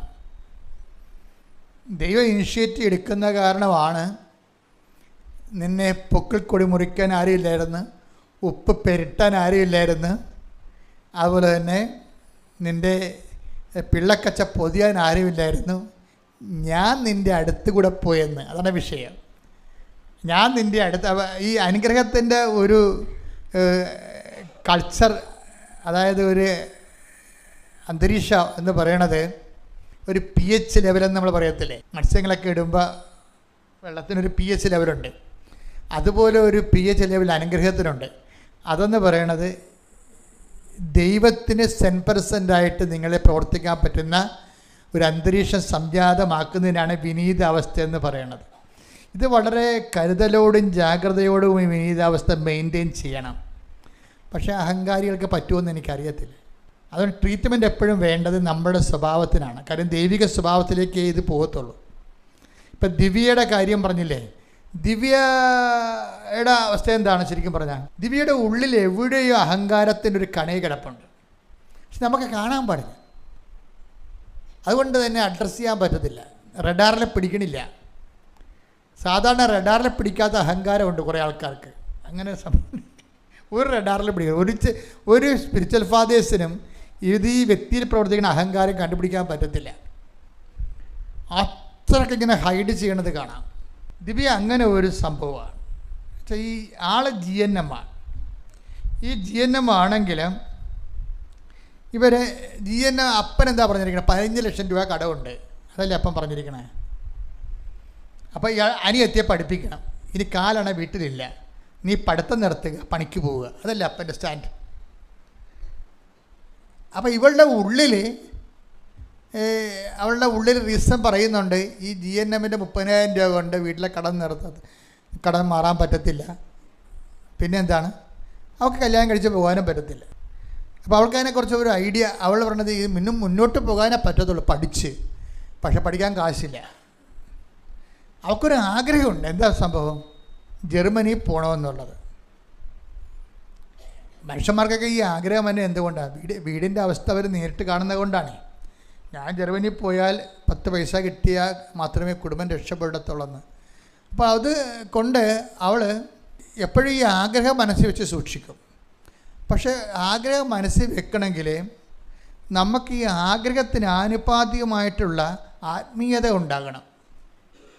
ആഗ്രഹം നല്ലതാണ്, പക്ഷേ ആഗ്രഹത്തിന് ആനുപാതികമായ ആധ്യാത്മികത ഉണ്ടാകണം. അത് ഇവൾക്കില്ല. അതൊരു പ്രശ്നമാണ്. പക്ഷെ ഇവളുടെ അമ്മ കുറച്ച് ഭേദമാണ്. അമ്മ പറയും, എടി ഇപ്പം കൃപാശ്രമം എന്നും പറഞ്ഞൊരു സംഭവം ഉണ്ടല്ലോ, അതിൽ മാതാവിൻ്റെ പ്രത്യക്ഷീകരണ പ്രാർത്ഥന കൊണ്ട് നീ അതെടുത്ത് ചെല്ലാൻ പറയും. അപ്പോൾ ഒരു കാര്യം, ഈ ട്വിസ്റ്റിങ് വന്നെ കണ്ടില്ലേ? പക്ഷേ ഇവൾക്കൊരു ക്വാളിറ്റി ഉണ്ട്. എന്താണ്? ചില പറയുന്നത് ഞങ്ങളുടെ നാട്ടിൽ മാതാവില്ലേ, മാതാവ് എല്ലായിടത്തും ഒരുപോലെ അല്ലേ, അങ്ങനെയുള്ള വൃത്തികെട്ട ഡയലോഗൊന്നും പാസ്സാക്കണില്ല. അതൊക്കെ അത് ബോധമില്ലാത്ത ഡയലോഗല്ലേ അതൊക്കെ. ദൈവം എല്ലായിടത്തും ഒരുപോലെയാണ് എല്ലാ സ്ഥലത്തെയും വെക്കണത്. എന്നാ പറഞ്ഞാൽ എല്ലാ സ്ഥലവും പിന്നെ ലൂർദ് പോലെ ആയി വരത്തില്ലേ? അങ്ങനെയല്ലല്ലോ. ഒരു ലൂർദ്, ഒരു വേളാങ്കണ്ണി, ഒരു കൃപാസനമൊക്കെ ഉള്ളു. അതൊക്കെ വളരെ ഒരു രാജ്യത്ത് 1-2 ഉണ്ടാകത്തുള്ളൂ ദൈവം ഇടപെടുന്ന സ്ഥലം. അപ്പോൾ ദൈവത്തിന് അവിടെ പ്രാർത്ഥിക്കുന്നവർക്ക് കൊടുക്കാനുള്ള അനുഗ്രഹവും അതിൻ്റെ പരിചരണമൊക്കെ അതിൻ്റെ പ്രത്യേകതയായിരിക്കണം. അത് ദൈവം ചെയ്യണ കാര്യങ്ങളാണത്. ദൈവം ചെയ്യണ കാര്യങ്ങൾക്ക് വ്യക്തിപരമായ അതിൻ്റെ അകത്ത് വല്ല ക്വാളിറ്റി ഉണ്ടെന്ന് ചോദിച്ചു കഴിഞ്ഞാൽ ദൈവത്തിന് ഒരു ഇനിഷ്യേറ്റീവ് എടുക്കണമല്ലേ അത്. പിന്നെ എന്നോട് ദൈവം കാണിച്ചൊരു കാരുണ്യം എന്ന് പറയുന്നത്, ഞാൻ പണ്ട് വരെ കുഞ്ഞുനാൾ തന്നെ 2 വയസ്സ് മുതൽ മാതാവിൻ്റെ രൂപം കഴുകി വെള്ളം കുടിക്കുന്ന ആളാണ്. വീട്ടിലെ മെയിൻ പരിപാടി അതാണ്. ഇപ്പം എൻ്റെ വീട്ടിലെ രൂപം ലൂർദ് മാതാവിൻ്റെ രൂപമാണ്. അത് ആണ് ഞാൻ അപ്പം എല്ലാ 2-ാം മാസം കൂടുമ്പോൾ തെങ്ങ് കയറുമ്പോൾ കരിക്കും വെള്ളത്തിൽ ആ രൂപം കഴുകും. കഴുകിയിട്ട് ഞങ്ങളെല്ലാവരെയും കൊണ്ട് ആ വെള്ളം കുടിപ്പിക്കും. മൊത്തം പൊടിയാണത്. അത് പഴയ വീടല്ലേ, വീട്ടിലിരിക്കുന്ന രൂപത്തിൽ പെട്ടുന്ന പൊടിയാണ് ഈ 2-ാം മാസം വെള്ളം കഴുകി കുടിപ്പിക്കണത്. അപ്പം നിങ്ങളത് കണ്ടാമിനേഷനാണ്, അണുക്കളാണെന്നൊക്കെ പറയും. അപ്പനി അത് അണുക്കളില്ല അതിൻ്റെ അകത്ത് മാതാവിൻ്റെ ചൈതന്യമേ ഉള്ളൂ. കാര്യം വിശ്വാസത്തിൻ്റെ കണ്ടുകൊണ്ടാണ് അപ്പം കാണുന്നത്. അപ്പം ഞങ്ങളെ പഠിപ്പിച്ചു അങ്ങനെ തന്നെയാണ്. ഒരു പ്രാവശ്യം കോഴി കയറി ആ രൂപം തല്ലി താഴെയിട്ട് പൊട്ടിപ്പോയി. പിറ്റേ ദിവസം അപ്പം കിടപ്പായി. ആ കിടന്ന കിടപ്പിൽ മരിച്ചും പോയി. പോകാൻ പോകുന്ന ദിവസം ഒരു നവംബർ 23-ാം തീയതി അപ്പം പറഞ്ഞു, അമ്മ ബോധമില്ല. 23 ദിവസം ബോധമില്ല. അവസാനം അമ്മ അമ്മ അമ്മ എന്ന് വിളിച്ച ദിവസം അപ്പൻ്റെ അമ്മ അന്ന് 90 വയസ്സുണ്ട്, ജീവിച്ചിരിപ്പുണ്ട്. ആൻറ്റിമാർ കൊണ്ടുവന്ന് അപ്പൻ്റെ അമ്മയെ കാണിക്കും. ദേ അച്ചായ അമ്മ. അപ്പം കണ്ണുറക്കണില്ല, അപ്പന് ബോധമില്ലല്ല. ഞാൻ 5 തെങ്കിലും ധ്യാനിപ്പിക്കുമ്പോൾ അവിടെ വെച്ച് അമ്മ എന്നോട് പറഞ്ഞു, അത് അപ്പൻ്റെ അമ്മയല്ല വന്നത്, ഞാനാ വന്നത് നിൻ്റെ അപ്പനെ കൊണ്ടുപോകുന്നത്. എന്താ കാര്യം? അപ്പൻ്റെ ജീവിതവും ഇതുപോലെ ശനിയാഴ്ച ജീവിതമാണ്. എല്ലാ ദിവസവും എന്നെ വിളിച്ച് പള്ളിയിൽ പോകാൻ നേരത്തിന് കൊന്ത എടുത്ത് കൊടുക്കണം, കന്നഡയും കൊന്ത എടുത്ത് കൊടുക്കണം. ആ കൊന്ത അപ്പം മരണം വരെ ഉപയോഗിച്ച നീലക്കൊന്ത മാത്രമേ ഉള്ളൂ. ഇപ്പം ഞാൻ കൃപാസനം കൊന്ത അല്ലേ ഉപയോഗിക്കണത്. അപ്പൻ ഉപയോഗിച്ചിരുന്ന നീലക്കൊന്ത മാത്രമേ ഉപയോഗിക്കത്തുള്ളൂ. അപ്പം തൃശ്ശിനാപ്പള്ളി പട്ടാളത്തിൽ 2-ാം ലോകമഹായുദ്ധത്തിന് അവർ ഹൗസ് കീപ്പർ, ഈ സ്റ്റോർ കീപ്പറായിരുന്നു. തിരിച്ചു പോരുമ്പോൾ അപ്പം മേടിച്ചുകൊണ്ട് പോകുന്നത് ഈ രൂപമാണ്, ഈ ലൂർദ് മാതാവിൻ്റെ. അത്രയും അമ്മയുമായി ആത്മബന്ധമാണ്. ആ ആത്മബന്ധത്തിലാണ് ഞങ്ങളെല്ലാം വളർന്നു വന്നത്. അതുകൊണ്ട് ഞാൻ ലൂർദിൽ ധ്യാനിപ്പിക്കാൻ വേണ്ടി അമ്മ എന്നെ വിളിച്ചു, അമ്മ പ്രത്യക്ഷപ്പെട്ട സ്ഥലത്ത്. അപ്പം ഞാൻ അവിടുന്ന് വാങ്ങിച്ചുകൊണ്ട് പോകുന്നത് വീട്ടിൽ കോഴി മറിച്ചിട്ട അതേ രൂപം ഞാൻ ലൂർദിൽ കണ്ട് ആ രൂപം മേടിച്ചുകൊണ്ട് പോകുന്നു. ഇനി തിരിച്ചു കൊണ്ടുപോയി അവിടെ പ്രതിഷ്ഠിക്കണം. ഇതാണ്. അപ്പോൾ ഇതെല്ലാം ഇങ്ങനെ നടക്കണ ഓരോ കാര്യവും അതിൻ്റെ പിന്നിലെല്ലാം ആക്സിഡൻ്റലായിട്ടൊന്നും സംഭവിക്കത്തില്ല. എല്ലാ കാര്യങ്ങളും അതിൻ്റെ പിന്നിലുള്ളൊരു ആത്മബന്ധമുണ്ട്. നിങ്ങൾ ഉടമ്പടിയുമായിട്ട് പോകുമ്പോൾ നിങ്ങൾ ഓർക്കണം, നിങ്ങളുടെ വീട്, ജോലി, വിവാഹം, ജപ്തി, കുടുംബത്തിലെ കേസ് എന്നൊക്കെ പറഞ്ഞ് നിങ്ങൾ പോകാമെങ്കിലും അതിനല്ല ശരിക്കും പറഞ്ഞാൽ ദൈവം നിങ്ങളെ ഉടമ്പടി എടുപ്പിച്ചിരിക്കുന്നത്. എന്തിനാണ്? ദൈവമായിട്ട് ഈ ആത്മബന്ധം ഉണ്ടാകാൻ വേണ്ടിയാണ്. ആത്മബന്ധത്തിൽ അടിക്കടി ഒരു വളർച്ച ഉണ്ടെങ്കിൽ അത് നിങ്ങളെ കീപ്പ് ചെയ്യണമെങ്കിൽ കർത്താവ് നിങ്ങളെ ആ ഒറ്റ കാര്യം കൊണ്ട് തന്നെ അവസാനം വരെ സംരക്ഷിക്കും. ദൈവത്തിനുമായിട്ട് നമുക്കൊരു സ്പെക്കുലേറ്റീവ് റിലേഷൻസ് ഇമ്പോസിബിളാണ്. ദൈവവുമായിട്ട് ഒരു സ്പെക്കുലേറ്റീവ് റിലേഷൻസ്, ആശയപരമായ ഒരു ബന്ധം ദൈവവുമായിട്ട് റിലേഷൻ സാധ്യമല്ല. Because God is a person, not a ഒരു A+B² എന്ന് പറഞ്ഞ പോലെ ഒരു ഓൾജിബ്ര ഇക്വേഷൻ അല്ല ദൈവം. ദൈവം ഒരു വ്യക്തിയാണ്. ആ വ്യക്തിയുമായിട്ട് ബുദ്ധിപരമായിട്ടുള്ള ഒരു ബന്ധമല്ല, ഒരു പ്രോബ്ലം സോൾവിങ്ങിൻ്റെ ബന്ധമല്ല നമ്മളുമായിട്ടുള്ളത്. ദൈവമായിട്ടുള്ളത് ആത്മബന്ധമാണ്. അങ്ങോട്ടും ഇങ്ങോട്ടും സ്നേഹിക്കുക. ദൈവം നമ്മളെ സ്നേഹിക്കുന്നു, നമ്മൾ ദൈവത്തെ സ്നേഹിക്കുന്നു. അതിനൊരു ഉടമ്പടി ജീവിതം. കൈയടിച്ച് ശ്രദ്ധിക്കട്ടെ. ഹല്ലേലൂയ, ഹല്ലേലൂയ, ഹല്ലേലൂയ, ഹല്ലേലൂയ, ഹല്ലേലൂയ, ഹല്ലേലൂയ. മഹത്വം, മഹത്വം, ആരാധന, ആരാധന.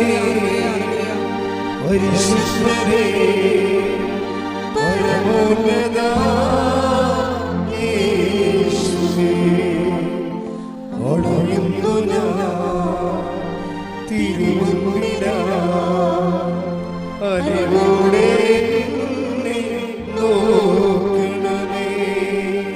ആരാധനേ, പരിശുദ്ധനേ, പരമോന്നതാ യേശുവേ, ഒടയുന്നു ഞാൻ തിരുമുമ്പിലാ, അലിവോടെ നിന്നെ നോക്കണമേ. പരിശുദ്ധ പരമദിവ്യകാരുണ്യത്തിന് എന്നേരവും ആരാധനയും സ്തുതിയും പുകഴ്ചയും ഉണ്ടായിരിക്കട്ടെ. പരിശുദ്ധ പരമദിവ്യകാരുണ്യത്തിന് എന്നേരവും ആരാധനയും സ്തുതിയും പുകഴ്ചയും അപ്പൊ ഉണ്ടായിരിക്കട്ടെ. ദിവ്യയുടെ അമ്മ പറഞ്ഞ കറക്റ്റാണ്. അവളെ മാതാവിൻ്റെ പ്രാർത്ഥന ചൊല്ലാൻ തുടങ്ങി. പ്രാർത്ഥന ചൊല്ലാൻ തുടങ്ങിക്കഴിഞ്ഞപ്പോൾ പ്രത്യക്ഷയുടെ പ്രാർത്ഥന നിങ്ങൾക്കറിയാമല്ലോ. ഉടമ്പടിയുടെ ആത്മാവെന്ന് പറയുന്നത് എന്താണ്? പ്രത്യക്ഷീകരണ പ്രാർത്ഥനയാണ്. കാര്യം ഉടമ്പടിയിൽ പറയണത് എന്താണ്? ആദ്യത്തെ പ്രത്യക്ഷ പ്രാർത്ഥന എന്ന് പറയണത് മാതാവിൻ്റെ പ്രത്യക്ഷീകരണത്തിൻ്റെ 10ാം വർഷം തന്ന പ്രാർത്ഥനയാണത്. അപ്പോൾ മാതാവിൻ്റെ പ്രത്യക്ഷീകരണം സഭയെ ഏറ്റെടുക്കാൻ വേണ്ടിയാണ് പ്രത്യക്ഷീകരണ പ്രാർത്ഥന. സഭ ഏറ്റെടുക്കണമെങ്കിൽ എന്ത് ചെയ്യണം? നിങ്ങളെപ്പോലുള്ളവർക്ക് പ്രത്യക്ഷീകരണത്തിൻ്റെ സാക്ഷ്യാനുഭവം കിട്ടണം. അങ്ങനെ ഒരു 10,000 സാക്ഷ്യാനുഭവങ്ങളാകുമ്പോൾ സഭയ്ക്ക് മനസ്സിലാകും ഇത് പ്രത്യക്ഷീകരണം ലോകം മുഴുവനും അറിയേണ്ടതും എല്ലാവർക്കും അനുഗ്രഹം ലഭിക്കേണ്ടതും ആ പ്രത്യക്ഷീകരണത്തിൻ്റെ കണ്ടൻറ്റ് ദുരന്തമുണ്ടാകാൻ പോണ് പ്രാർത്ഥിക്കണം എന്നുള്ള ദൈവത്തിൻ്റെ മനസ്സ് സഭ ഏറ്റെടുക്കേണ്ടതാണ്. അല്ല ഇവിടെ കുറച്ച് പേര് രോഗസൗഖ്യം സംഭവിക്കണമല്ല വിഷയമല്ല ഇത്. അപ്പം അതുകൊണ്ട് തന്നെ ആഴമായ ഉടമ്പടി അനുഭവങ്ങളാണ് അച്ഛനെപ്പോഴും നോക്കണത്. ആഴമായ ഉടമ്പടി അനുഭവങ്ങൾ.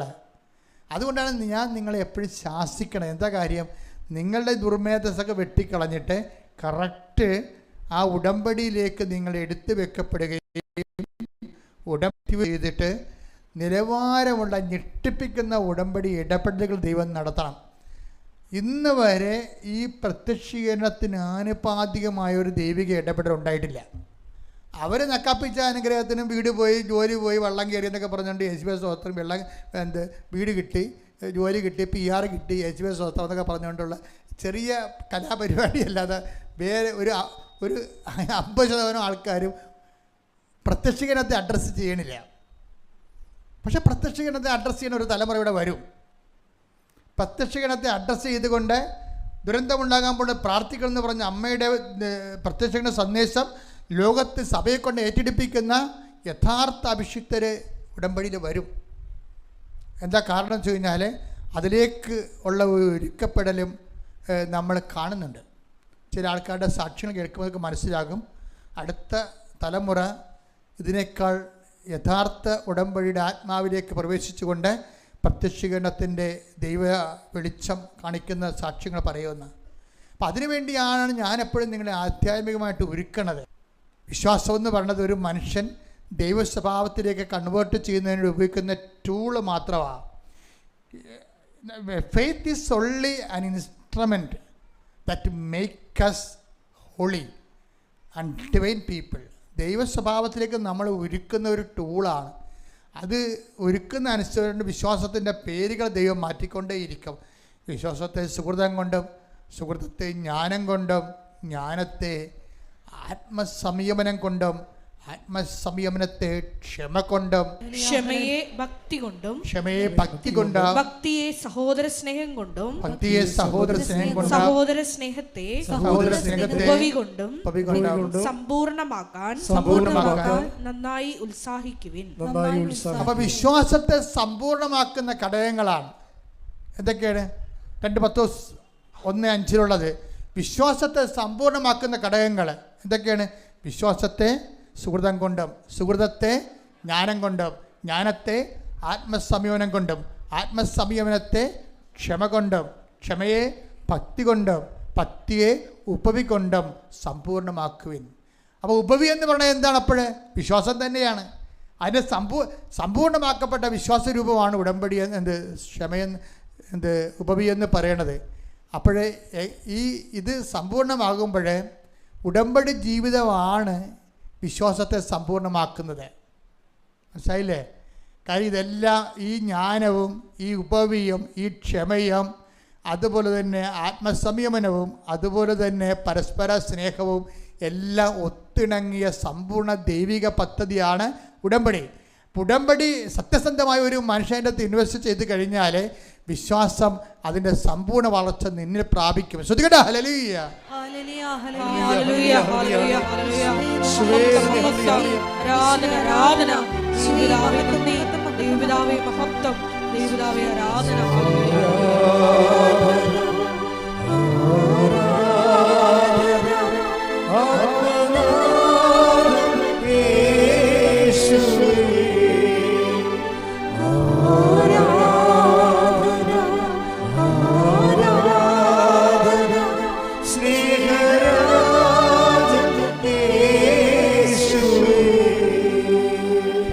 പരമദിവ്യകാരുണ്യത്തിന് ആരാധനയും സ്തുതിയും പുകഴ്ചയും ഉണ്ടായിരിക്കട്ടെ. പരിശുദ്ധ പരമദിവ്യകാരുണ്യത്തിന് ആരാധനയും സ്തുതിയും പുകഴ്ചയും ഉണ്ടായിരിക്കട്ടെ. പരിശുദ്ധ പരമദിവ്യകാരുണ്യത്തിന് ആരാധനയും സ്തുതിയും പുകഴ്ചയും ഉണ്ടായിരിക്കട്ടെ.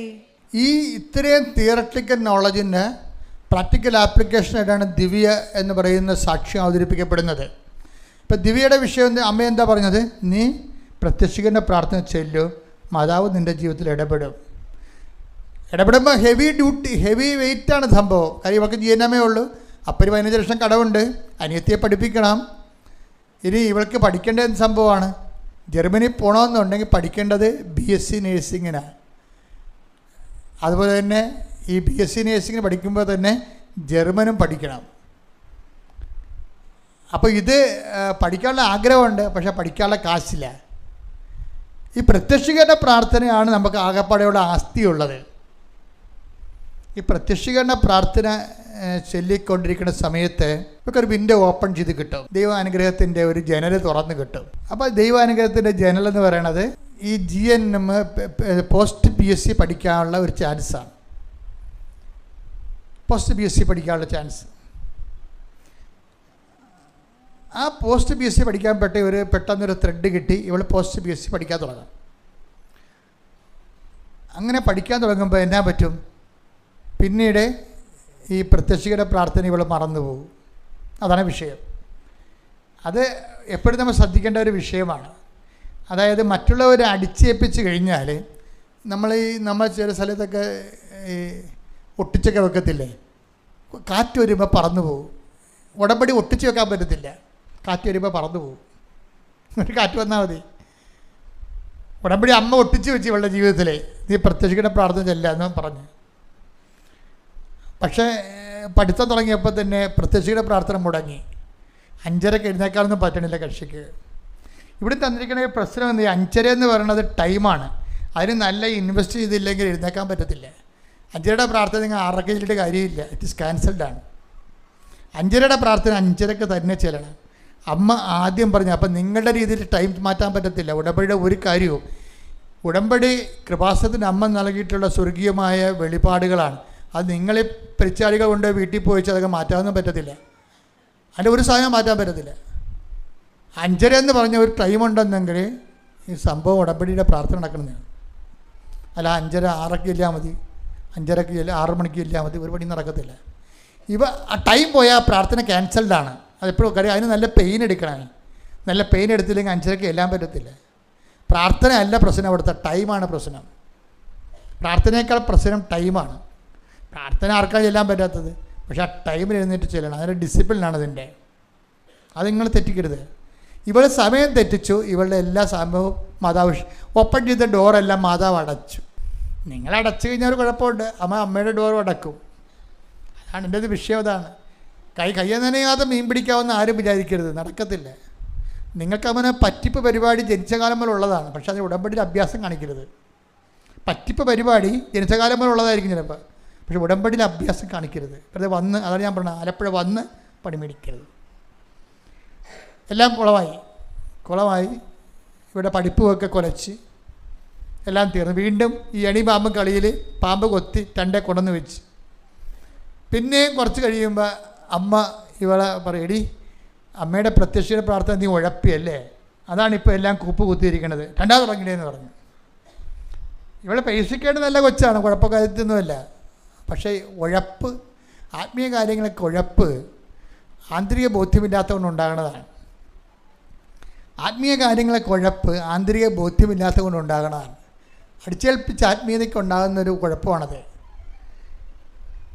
അതുകൊണ്ട് ഇത് രണ്ടാമത് തുടങ്ങിയപ്പോൾ വീണ്ടും ഇവൾക്ക് പഠിക്കാനും അതുപോലെ തന്നെ ജർമ്മൻ പഠിക്കാനും ഒരച്ഛൻ ഇവളെ സഹായിക്കാവുന്ന ഏറ്റ്.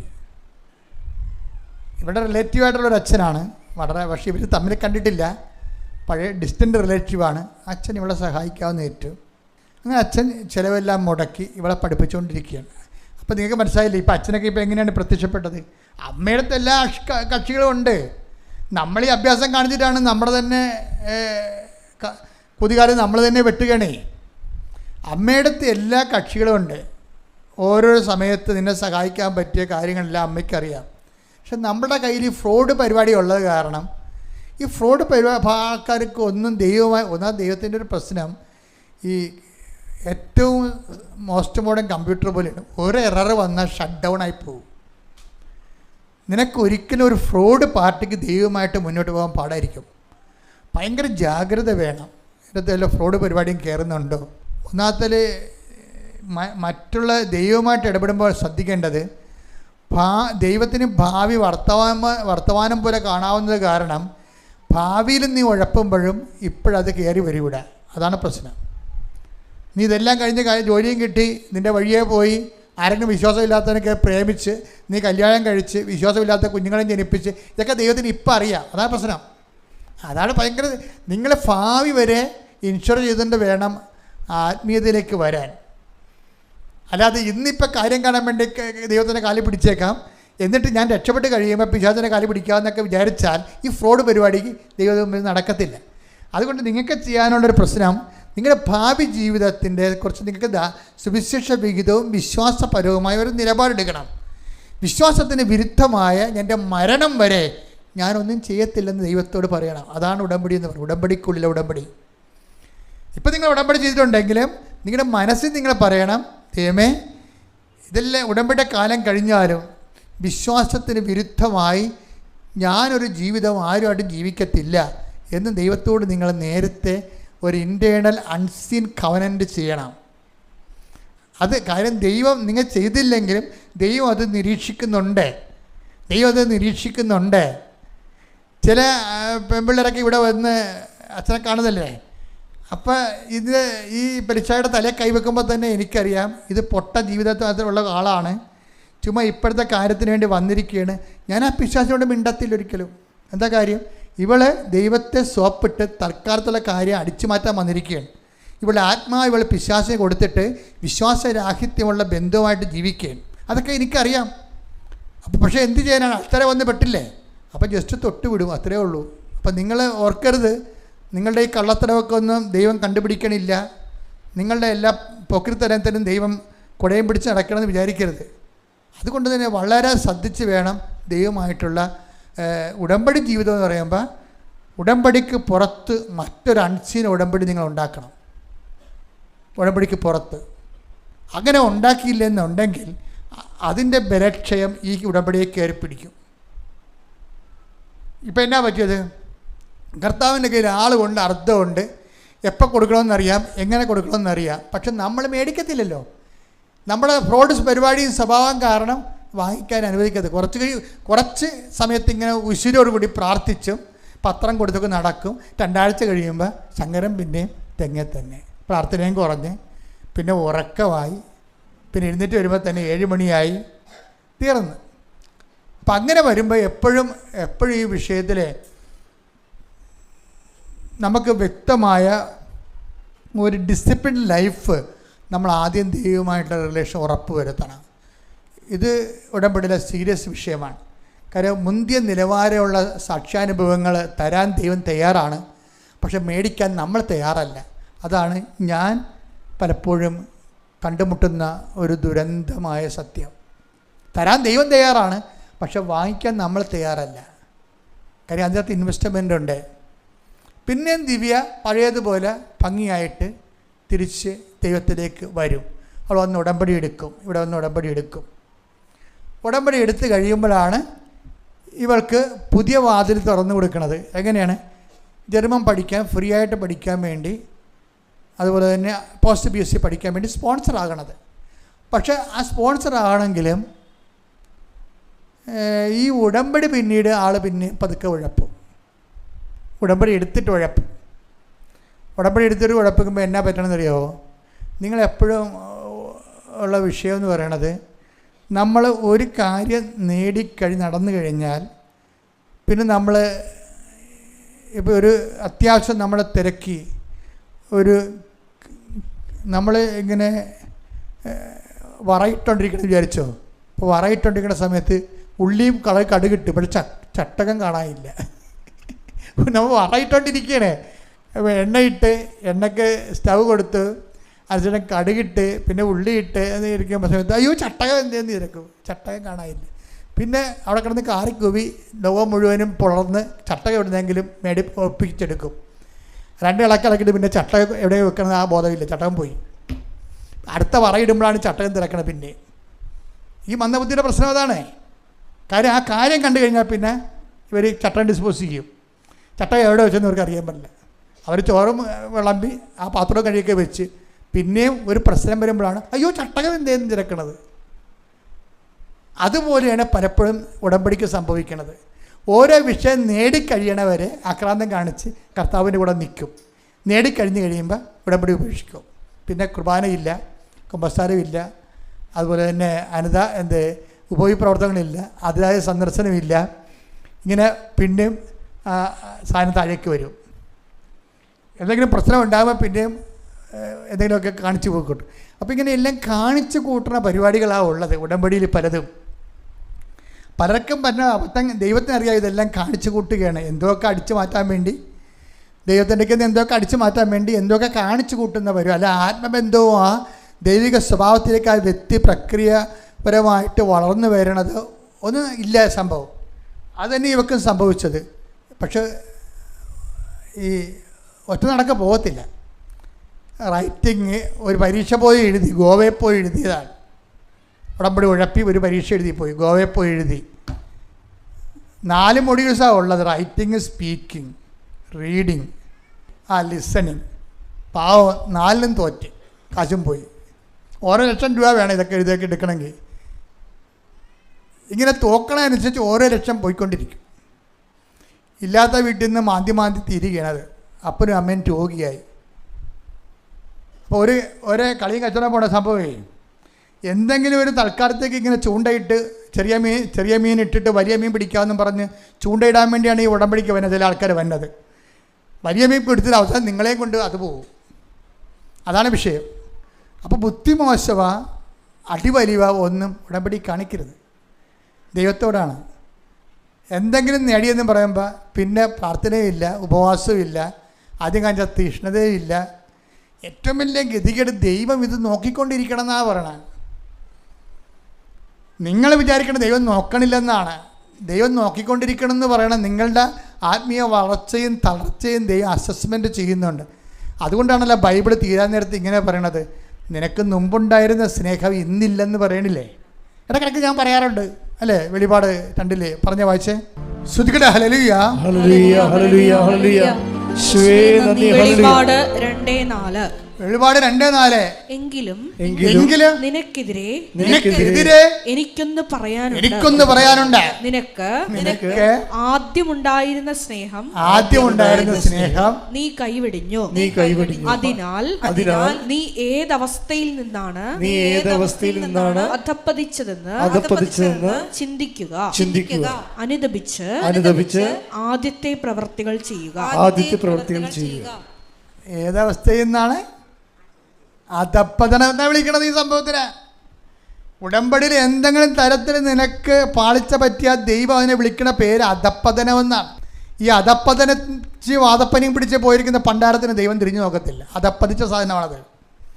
അതുകൊണ്ട് ഏത് അവസ്ഥയിൽ നിന്നാണ് നീ അധപ്പതിച്ചത് എന്ന് ചിന്തിക്കുവേൻ.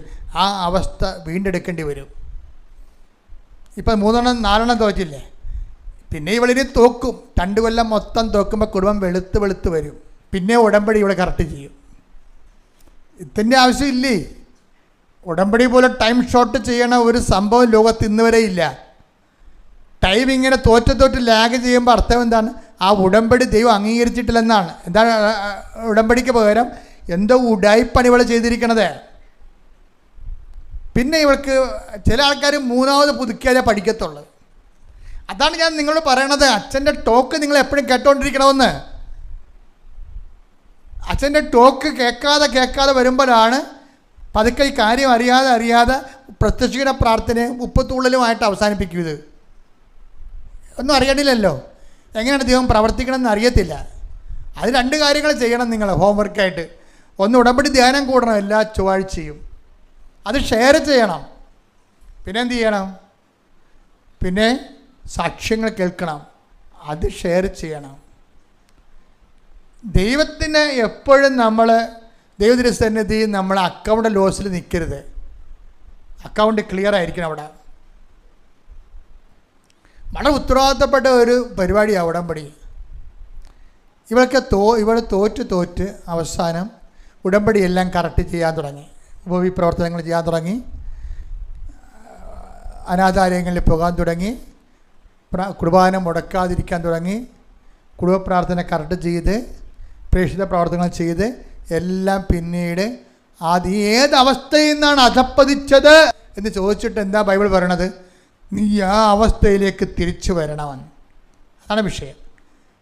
ഉടമ്പടി തിരിച്ചു വരണം. ഇവിടെ തിരിച്ചു വന്നു. ദിവ്യ തിരിച്ചു വന്നപ്പോൾ എന്താ സംഭവിക്കണത്?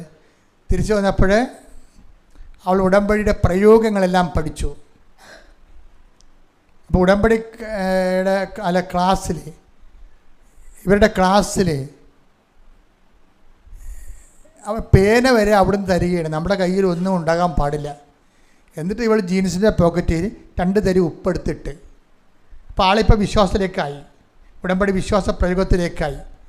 എന്നിട്ട് ഈ ഉടമ്പടി കാശിലും എടുത്തിട്ട് ബെൽറ്റിൻ്റെ ബക്കിൾസിൻ്റെ ഉള്ളിലാക്കി. അപ്പോൾ കണ്ട ബക്കിൾസ് എന്നേ പറയത്തുള്ളത്. എന്നിട്ട് പീരീഡ്സ് വരുമ്പോൾ പെൺപിള്ളേർ വയറ് പൊത്തത്തില്ല, വേദനിച്ച്. അതുപോലെ വയറും പൊത്തിയാണ് അകത്ത് കയറണം. അപ്പോൾ അവർ ഓർത്ത് ഇതിൻ്റെ എന്താ മറ്റ് വേദന വല്ലതും ആണെന്ന് വിചാരിച്ചുകൊണ്ട് അവർ പരിശോധിക്കാനൊന്നും നിന്നില്ല. സംഭവം പൊത്തി പിടിച്ചിരിക്കുന്നത് എന്താണ്? മാതാവിൻ്റെ കാശിന് പോവുക. എന്താ പ്രശ്നം വെച്ച് കഴിഞ്ഞാൽ എങ്ങനെയാണ് ഏത് അവസ്ഥയിൽ നിന്നാണ് അധപ്പതിച്ചതെന്ന് ഇനിയിപ്പോൾ ഒക്കെ മനസ്സിലായി. എന്താണ്? അമ്മയല്ലാതെ ഇനി മേൽഗതി ഇല്ലെന്ന് മനസ്സിലായി. അത് അനുഭവങ്ങളിലൂടെയാണ്. ഉഴപ്പി പണി മേടിച്ച് പഠിച്ചതാണേ. ഇപ്പം അവർക്ക് കാര്യങ്ങളെല്ലാം മനസ്സിലായി. അവസാന കാലങ്ങളിൽ എല്ലാ പാസ്പോർട്ടിൻ്റെ ഓരോ പേജിനും ഉടമ്പടി തൈലവൾ തേക്കും. ദൈവത്തിന് ഇപ്പോൾ ബോധ്യപ്പെട്ട് ഇത് കർത്താവിൻ്റെ കുഞ്ഞാണെന്നുള്ളത് ദൈവത്തിന് മനസ്സിലായി. കാര്യം എന്താണ്? അവൾ അത്രയ്ക്ക് താഴേക്ക് വന്നിട്ട് എൻ്റെ കഴിവല്ല കർത്താവേ, not by merit but by grace. അപ്പോൾ റൈറ്റിങ്ങിൻ്റെ പരീക്ഷയ്ക്ക് ആണ് എപ്പോഴും പ്രശ്നം. റൈറ്റിങ്ങിൻ്റെ പരീക്ഷയ്ക്ക് ഇത്രയും കഷ്ടപ്പെട്ട് പരീക്ഷ എഴുതാൻ പോയിട്ട് അവൾ മാത്രം ജയിച്ചു. അതാണ്. അപ്പം നിലപാടിലേക്ക് വരുമ്പോൾ വിഷയം മാറും. ദൈവത്തിൻ്റെ മക്കളെ എപ്പോഴും പ്രശ്നമേ നിങ്ങളെക്കുറിച്ചാണ് ചിന്തിക്കണത്. ദൈവത്തെക്കുറിച്ച് ചിന്തിക്കണം. എന്നിട്ട് ഉടമ്പടി കറക്റ്റ് ചെയ്യണം. അപ്പം ഞാൻ ഈ ഉടമ്പടിയിലാണെന്ന് ദൈവത്തിന് തോന്നിയാൽ, അങ്ങനെ ദൈവത്തിന് ഒരു നിമിഷം തോന്നിയാൽ മതി നിങ്ങൾ ഉടമ്പടിയിലാണെന്ന്. അതിൻ്റെ റിസൾട്ട് ഉടനെ വരും. പിന്നെ എന്താ പറയണത്? പിന്നെ ആൾ ക്ലിയറായി ഉടമ്പടി മെയിൻറ്റെയിൻ ചെയ്യാൻ തുടങ്ങിയപ്പോൾ പെട്ടെന്നാണ് പിന്നെ ഇൻ്റർവ്യൂ നടക്കുന്നത്. പെട്ടെന്ന് വിസയായി. ഇന്ന് ദിവ്യ കയറിപ്പോവുകയാണ് ജർമ്മനിയിലേക്ക് ഈ ഞായറാഴ്ച. അതെന്താ വ്യത്യാസം നോക്കിക്കേ. ആ പ്രോസസ്സിങ് കണ്ടില്ലേ? ഒരു GNM നേഴ്സ് എത്ര പെട്ടെന്നാണ് ഒരു ഉടമ്പടി എന്ന ഒരു പ്രത്യക്ഷീകരണ പ്രാർത്ഥനയെ തുടങ്ങി ഉടമ്പടിയിലൂടെ എങ്ങനെയാണ് ഒരു ജീവിതം മൊത്തം തിരിച്ചു പിടിക്കണത്. അപ്പം അമ്മയ്ക്ക് നീ എത്ര തകർന്ന് കിടക്കുകയാണെങ്കിലും നിന്നെ ഉയർത്താൻ അമ്മയ്ക്ക് പറ്റും. പക്ഷെ നീ എന്ത് ചെയ്യണം? നീ ആദ്യം ഉടമ്പടിയിൽ ആ ഉടമ്പടിക്ക് അനുയോജ്യമായിട്ടുള്ള ജീവിത രീതി കൈവരിച്ചിട്ട് ദൈവത്തിന് തോന്നണം നീ ഉടമ്പടിയിലാണെന്ന്.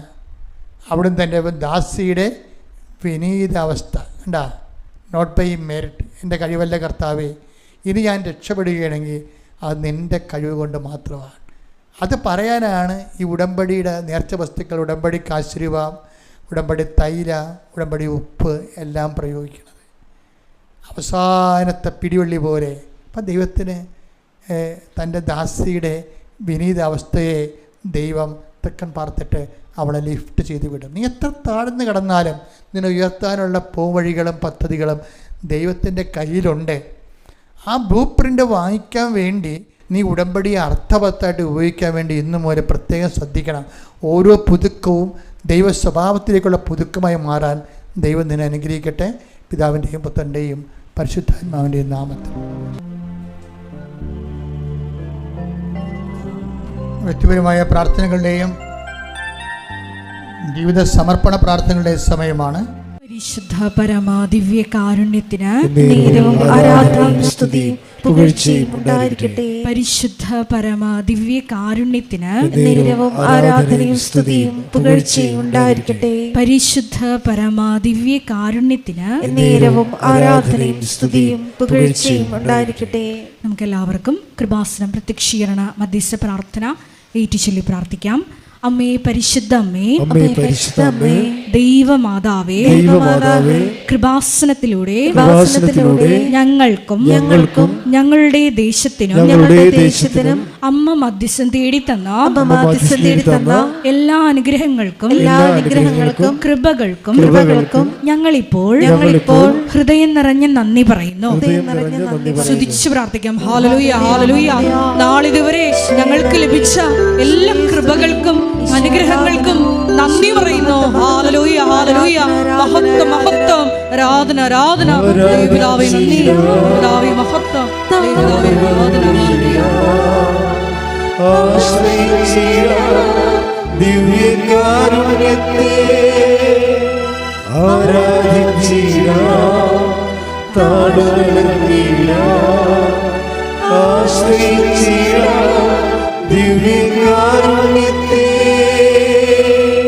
പരിശുദ്ധ പരമാ ദിവ്യ കാരുണ്യത്തിന് നേരവും ആരാധനയും സ്തുതിയും പുകഴ്ചയും ഉണ്ടായിരിക്കട്ടെ. പരിശുദ്ധ പരമാ ദിവ്യ കാരുണ്യത്തിന് നേരവും ആരാധനയും സ്തുതിയും പുകഴ്ചയും ഉണ്ടായിരിക്കട്ടെ. പരിശുദ്ധ പരമാ ദിവ്യ കാരുണ്യത്തിന് നേരവും ആരാധനയും സ്തുതിയും പുകഴ്ചയും ഉണ്ടായിരിക്കട്ടെ. അമ്മേ പരിശുദ്ധ അമ്മേ, അമ്മേ പരിശുദ്ധ അമ്മേ, ദൈവമാതാവേ, 2004 ഡിസംബർ 7 തീയതി ഡിസംബർ 7 ഉച്ച കഴിഞ്ഞ് 2:30 കൃപാസനത്തിൽ സംഭവിച്ച അമ്മയുടെ പ്രത്യക്ഷപ്പെടലിനെ കുറിച്ച് തിരുസഭയ്ക്ക് സമർപ്പിച്ചിരിക്കുന്ന പഠനരേഖകളുടെ മേൽ വസ്തുനിഷ്ഠവും ദൈവശാസ്ത്ര വിധി പ്രകാരമുള്ളതുമായ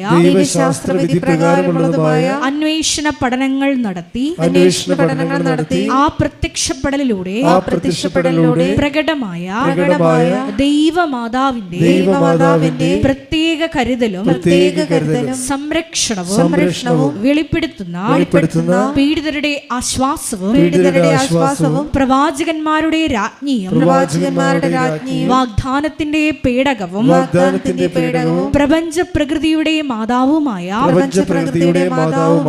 പരിശുദ്ധമ്മയുടെ ഭക്തി തിരുസഭയിൽ കൂടുതൽ പ്രചരിച്ച്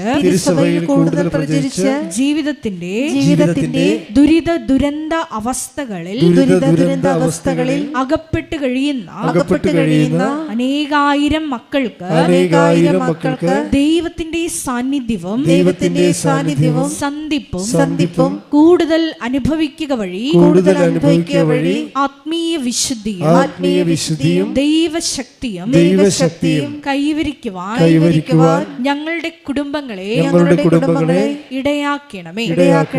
സ്തുതിച്ചു പ്രാർത്ഥിക്കാം. ഹല്ലേലൂയ, ഹല്ലേലൂയ, ഹല്ലേലൂയ. ദിവ്യകാരുണ്യനാഥ, മരിയൻ ഉടമ്പടിയെടുത്ത് പ്രാർത്ഥിക്കുന്ന ഞങ്ങളുടെ കുടുംബങ്ങളെ വിശുദ്ധീകരിക്കണമേ എന്ന് പ്രാർത്ഥിക്കുന്നു. ശക്തീകരിക്കണമേ എന്ന് പ്രാർത്ഥിക്കുന്നു. ആത്മാവാൽ വഴി നടത്തണമേ എന്ന് പ്രാർത്ഥിക്കുന്നു. വലിയ വലിയ സാക്ഷികളാക്കി ഉയർത്തണമേ എന്ന് പ്രാർത്ഥിക്കുന്നു. Hallelujah, hallelujah. ദൈവപിതാവേ നന്ദി, ദൈവപിതാവേ മഹത്വം, ദൈവപിതാവേ ആരാധന.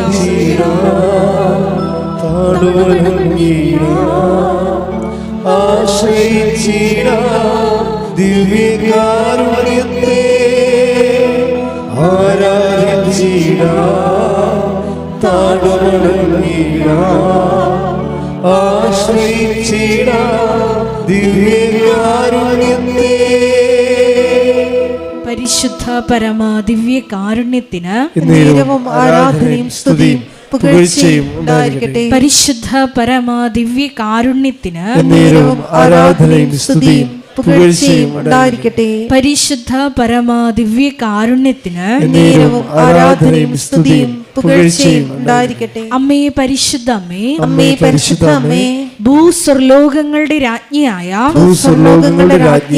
അങ്ങേയ്ക്ക് ഭൗമ സംരക്ഷണത്തിനായി പ്രപഞ്ച പ്രകൃതിയെ തന്നെ തിരുസഭ പ്രതിഷ്ഠിക്കുവാൻ ഈ പ്രത്യക്ഷീകരണം വഴി ഇടയാക്കണമേ. പരിശുദ്ധ അമ്മേ, ജപമാല മാതാവേ, സകല കൃപാസനം പ്രാർത്ഥനകളോടും ചേർത്ത്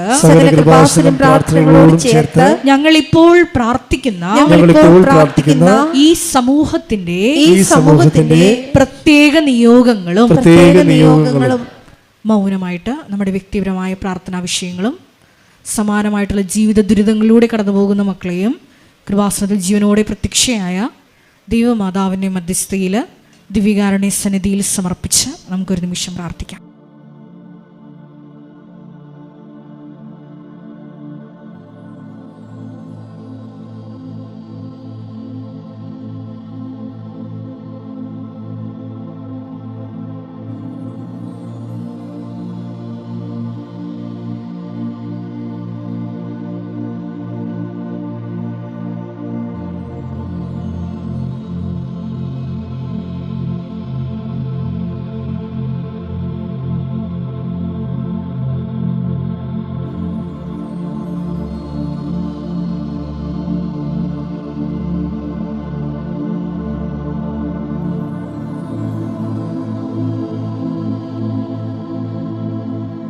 അമ്മയുടെ പ്രത്യക്ഷീകരണത്തിന്റെ ഈ അനുഗ്രഹവേളയിൽ ഞങ്ങൾക്ക് സാധിച്ചു തരുവാൻ കനിയണമേ. ആമേൻ. സ്തുതിച്ചു പ്രാർത്ഥിക്കാം. ഹല്ലേലൂയ, ഹല്ലേലൂയ, ഹല്ലേലൂയ, ഹല്ലേലൂയ. ഒരിക്കൽ കൂടി നാളിതുവരെ കൃപാസനത്തിൽ വന്ന് മരിയൻ ഉടമ്പടിയെടുത്ത് പ്രാർത്ഥിച്ചു പോയിട്ടുള്ള മുഴുവൻ മക്കളെയും, ഓൺലൈനായി ഉടമ്പടിയെടുത്ത് പ്രാർത്ഥിക്കുന്ന മക്കളെയും, ലൈറ്റ് ക്യാൻഡിൽ പ്രയർ വഴിയായിട്ടും അവർ ഡെയിലി ബ്രെഡ് പ്രാർത്ഥനയിലൂടെയും എല്ലാം തങ്ങളുടെ നിയോഗങ്ങൾ സമർപ്പിക്കുന്ന ഓരോ മക്കളുടെയും വ്യക്തിപരമായ ആവശ്യങ്ങളെ ഞങ്ങൾ ഈ അൾത്താരയിൽ സമർപ്പിച്ച് പ്രാർത്ഥിക്കുന്നു. ഏറെ പ്രത്യേകമായിട്ട് ജീവിത ദുരിതങ്ങളിലൂടെ കടന്നു പോകുന്ന മക്കളുടെ പ്രത്യേകമായ നിയോഗങ്ങളെ ഈ അൾത്താരയിൽ സമർപ്പിച്ച് പ്രാർത്ഥിക്കുന്നു. ഗുരുതരമായിട്ടുള്ള രോഗാവസ്ഥകളിലൂടെ കടന്നു പോകുന്ന മക്കളെ ഈ അൾത്താരയിൽ സമർപ്പിച്ച് പ്രാർത്ഥിക്കുന്നു. കടഭാരത്താൽ വലയുന്നവരെയും, ജോലി ഇല്ലാതെ വിഷമിക്കുന്നവരെയും, വിവാഹബന്ധം പിരിഞ്ഞു നിൽക്കുന്നവരെയും, മക്കളില്ലാതെ വിഷമിക്കുന്ന ദമ്പതികളെയും കുഞ്ഞുങ്ങൾ മക്കളെയും പ്രത്യേകമായിട്ട് സമർപ്പിച്ച് പ്രാർത്ഥിക്കുന്നു. ഈശോയുടെ ശക്തി എല്ലാ മേഖലകളിലും ഈ ആരാധനയുടെ യോഗ്യതയാൽ പ്രകടമാക്കണമേ എന്ന് പ്രാർത്ഥിക്കുന്നു. കൃപാസനത്തിൽ നടന്ന പരിശുദ്ധ അമ്മയുടെ പ്രത്യക്ഷീകരണ സ്ഥിരീകരണത്തിനായി ഈശോയെ മക്കളുടെ നിയോഗങ്ങളെ ഏറ്റെടുക്കണമേ എന്ന് പ്രാർത്ഥിക്കുന്നു. ഹല്ലേലൂയ, ഹല്ലേലൂയ, ഹല്ലേലൂയ. മഹത്വം, മഹത്വം, ആരാധന, ആരാധന. ഹല്ലേലൂയ, ഹല്ലേലൂയ, ഹല്ലേലൂയ. നമുക്ക് എല്ലാവർക്കും എഴുന്നേറ്റ് നിന്നുകൊണ്ട് കരങ്ങളടിച്ചുകൊണ്ട് ദൈവസ്നേഹത്തോടെ സന്തോഷത്തോടെ ദൈവത്തെ മഹത്വപ്പെടുത്തി ഗായക സംഘത്തോട് ചേർന്നുകൊണ്ട് പാടി പ്രാർത്ഥിക്കും.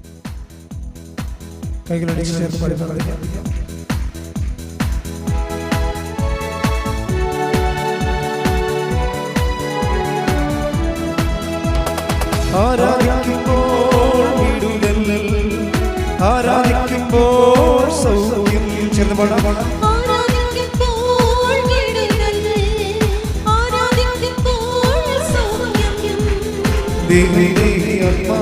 സമാധാന സന്തോഷം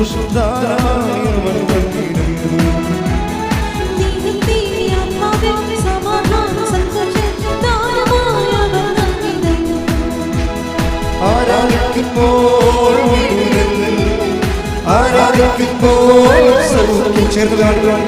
ആരാധിക്കുമ്പോൾ ആരാധിക്കുമ്പോൾ സൗഖ്യം. ദേഹത്തെ സമാധാന സന്തോഷം ധാരാളമായ ദേഹത്തെ സമാധാന സന്തോഷം ധാരാളമായ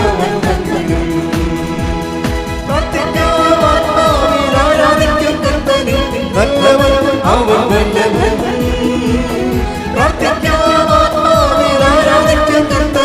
നല്ലവൻ അവൻ നല്ലവൻ. വിടുതൽ എന്ന്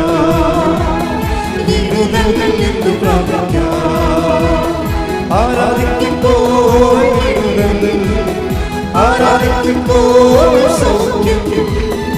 ആരാധിക്കുമ്പോൾ ആരാധിക്കുമ്പോൾ സൗഖ്യം. ദൈവത്തെ സമാധാന സന്തോഷം ധാരാളമായ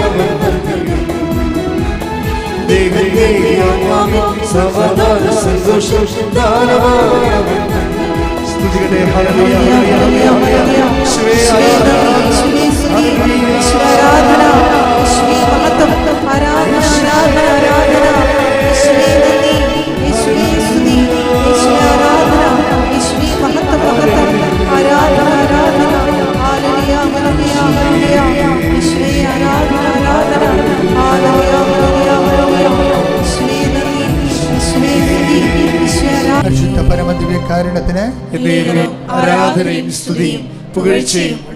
മക്കളെ രോഗസൗഖ്യ പ്രാർത്ഥനയും ജീവിത ദുരിതങ്ങൾക്കെതിരെയുള്ള ദൈവിക നിർദ്ധാരണ പ്രാർത്ഥനയാണ് മക്കളെ സ്തുതിച്ചുകൊണ്ടിരുന്നാൽ മതി. അച്ഛൻ കൈയുയർത്തി പ്രാർത്ഥിക്കുമ്പോൾ ഇടിമുഴക്കം പോലെ സ്തുതിക്കണം. കർത്താവേ, നിൻ്റെ ഉന്നതമായ നാമത്തിന് സ്വസ്ഥം ചെയ്യുന്ന കർത്താവേ, കർത്താവേ നിൻ്റെ വിശുദ്ധ പൗരോഹിത്യത്തെ മഹത്വപ്പെടുത്തണമേ. കർത്താവേ, സഭയിലുള്ള സാന്നിധ്യം പ്രകടമാക്കണമേ. 40 വർഷം ഞാൻ അർപ്പിച്ച കൃപാന്റെ യോഗ്യതയാൽ കൃപാസ അൾത്താറെ ജീവനോടെ പ്രത്യക്ഷപ്പെട്ട പരിശുദ്ധ അമ്മയുടെ മാധ്യസ്ഥത്തിലെ മാരകരോഗങ്ങൾ, തീരാവേദികൾ, ജീവിത ദുരിതങ്ങൾ യേശുവിൻ്റെ നാമത്തിൽ മാറിപ്പോകട്ടെ എന്ന് പ്രാർത്ഥിക്കുന്നു. കർത്താവേ, നടുവേദനയുള്ളവർ, പിസ്റ്റില രോഗികൾ, PCOD രോഗികൾ, കിഡ്നി രോഗികൾ, ശ്വാസകോശ രോഗികൾ, കരൾ രോഗികൾ, കിഡ്നി രോഗികൾ, ഹൃദയത്തിന് വാൽവിന് ബ്ലോക്കുള്ളവർ, സിസ്റ്റുള്ളവർ, ശരീരത്തിൽ മുഴയുള്ളവർ, ത്വക്ക് രോഗികൾ, കർത്താവേ ഉച്ച മുതൽ ഉള്ളംകാൽ വരെ കർത്താവിൻ്റെ രക്തം പടരട്ടെ. മാരക രോഗങ്ങൾ ദൈവിക ശക്തിയാൽ യേശുവിന്റെ നാമത്തിൽ മാറിപ്പോകട്ടെ. ഹല്ലേലൂയ ഹല്ലേലൂയ ഹല്ലേലൂയ ഹല്ലേലൂയ ഹല്ലേലൂയ. യേശുവേ നന്ദി. ഹല്ലേലൂയ. സുഖപ്പെട്ടുകൊണ്ട് നിന്റെ നാമത്തെ ഈ ആരാധനയിലൂടെ മഹത്വപ്പെടുത്തണമേ. ഹല്ലേലൂയ ഹല്ലേലൂയ. മഹത്വം ആരാധന ഹല്ലേലൂയ. സുഖമായി എന്റെ ഉള്ളം ഒരിക്കൽ സദയം തുണേ. സുഖമായി എന്റെ ഉള്ളം. പ്രിയമുള്ളവരെ, വീടില്ലാത്തവർ, ജോലിയില്ലാത്തവർ, ജപ്തിനോട് നേരിടുന്നവർ, വിവാഹം ഒത്തുവരാത്തവർ, വിവാഹ കേസിൽ കിടക്കുന്നവർ, മക്കളുടെ ദുർനടപ്പുകൾ, സാമ്പത്തിക കടങ്ങൾ, PR നഷ്ടപ്പെടുന്നവർ, വിസ പുതുക്കാനുള്ളവർ, നാട്ടിൽ ജോലി അന്വേഷിക്കുന്നവർ, റിസൾട്ട് പ്രതീക്ഷിക്കുന്നവർ, പരീക്ഷ എഴുതാൻ പോകുന്നവർ, എല്ലാവരും ഓർത്ത് പ്രാർത്ഥിച്ച സമയമാണ്. ഇടിമുഴക്കം പോലെ സ്തുതിക്കട്ടെ. കർത്താവ്, നിൻ്റെ ഉന്നതമായ നാമത്തിന് സ്വസ്ഥം ചെയ്യുന്ന കർത്താവെ, ജോലി ഇല്ലാത്തവർ സമയത്ത് പ്രാർത്ഥിക്കുന്ന ഈശോയെ, ജോലി നഷ്ടപ്പെട്ടവർ, പ്രൊമോഷൻ നഷ്ടപ്പെട്ടവർ, ട്രാൻസ്ഫർ പ്രതീക്ഷിക്കുന്നവർ, അവരെല്ലാവരും അനുഗ്രഹിക്കുന്ന പ്രാർത്ഥിക്കുന്ന കർത്താവ്. വിസ പ്രോസസ്സിൽ ഇരിക്കുന്നവർ, വിസ പുതുക്കി കിട്ടാത്തവർ, അവിടെ കണ്ണുനീര് ഏറ്റെടുക്കണമെന്ന് പ്രാർത്ഥിക്കുന്ന കർത്താവ്. വിവാഹ തടസ്സമുള്ളവർ, വിവാഹത്തിന് കേസുള്ളവർ, പുറംപഴി വിൽക്കാനുള്ളവർ, വഴിയില്ലാത്തവർ, വീടില്ലാത്തവർ, ലോൺ അനുവദിക്കപ്പെടാത്തവർ, എല്ലാ തരത്തിലുള്ള വേദന അനുഭവിക്കുന്നവർ, കേസിൽ അകപ്പെട്ടിരിക്കുന്നവർ, അനുകൂലമായ വിധിന്യായങ്ങൾ ഉണ്ടാകുന്നതിന് വേണ്ടി എൻ്റെ കർത്താവിൻ്റെ ഉന്നതമായ നാമത്തിൽ, സഭയുടെ അധികാരത്തിൽ, പുരുഷൻ്റെ അടയാളത്തിൽ, ദൈവശക്തിയാൽ ഞാൻ മക്കളെ ഈശോ നാമത്തെ ആശീർവദിക്കുന്നു. ഹല്ലേലൂയ ഹല്ലേലൂയ ഹല്ലേലൂയ.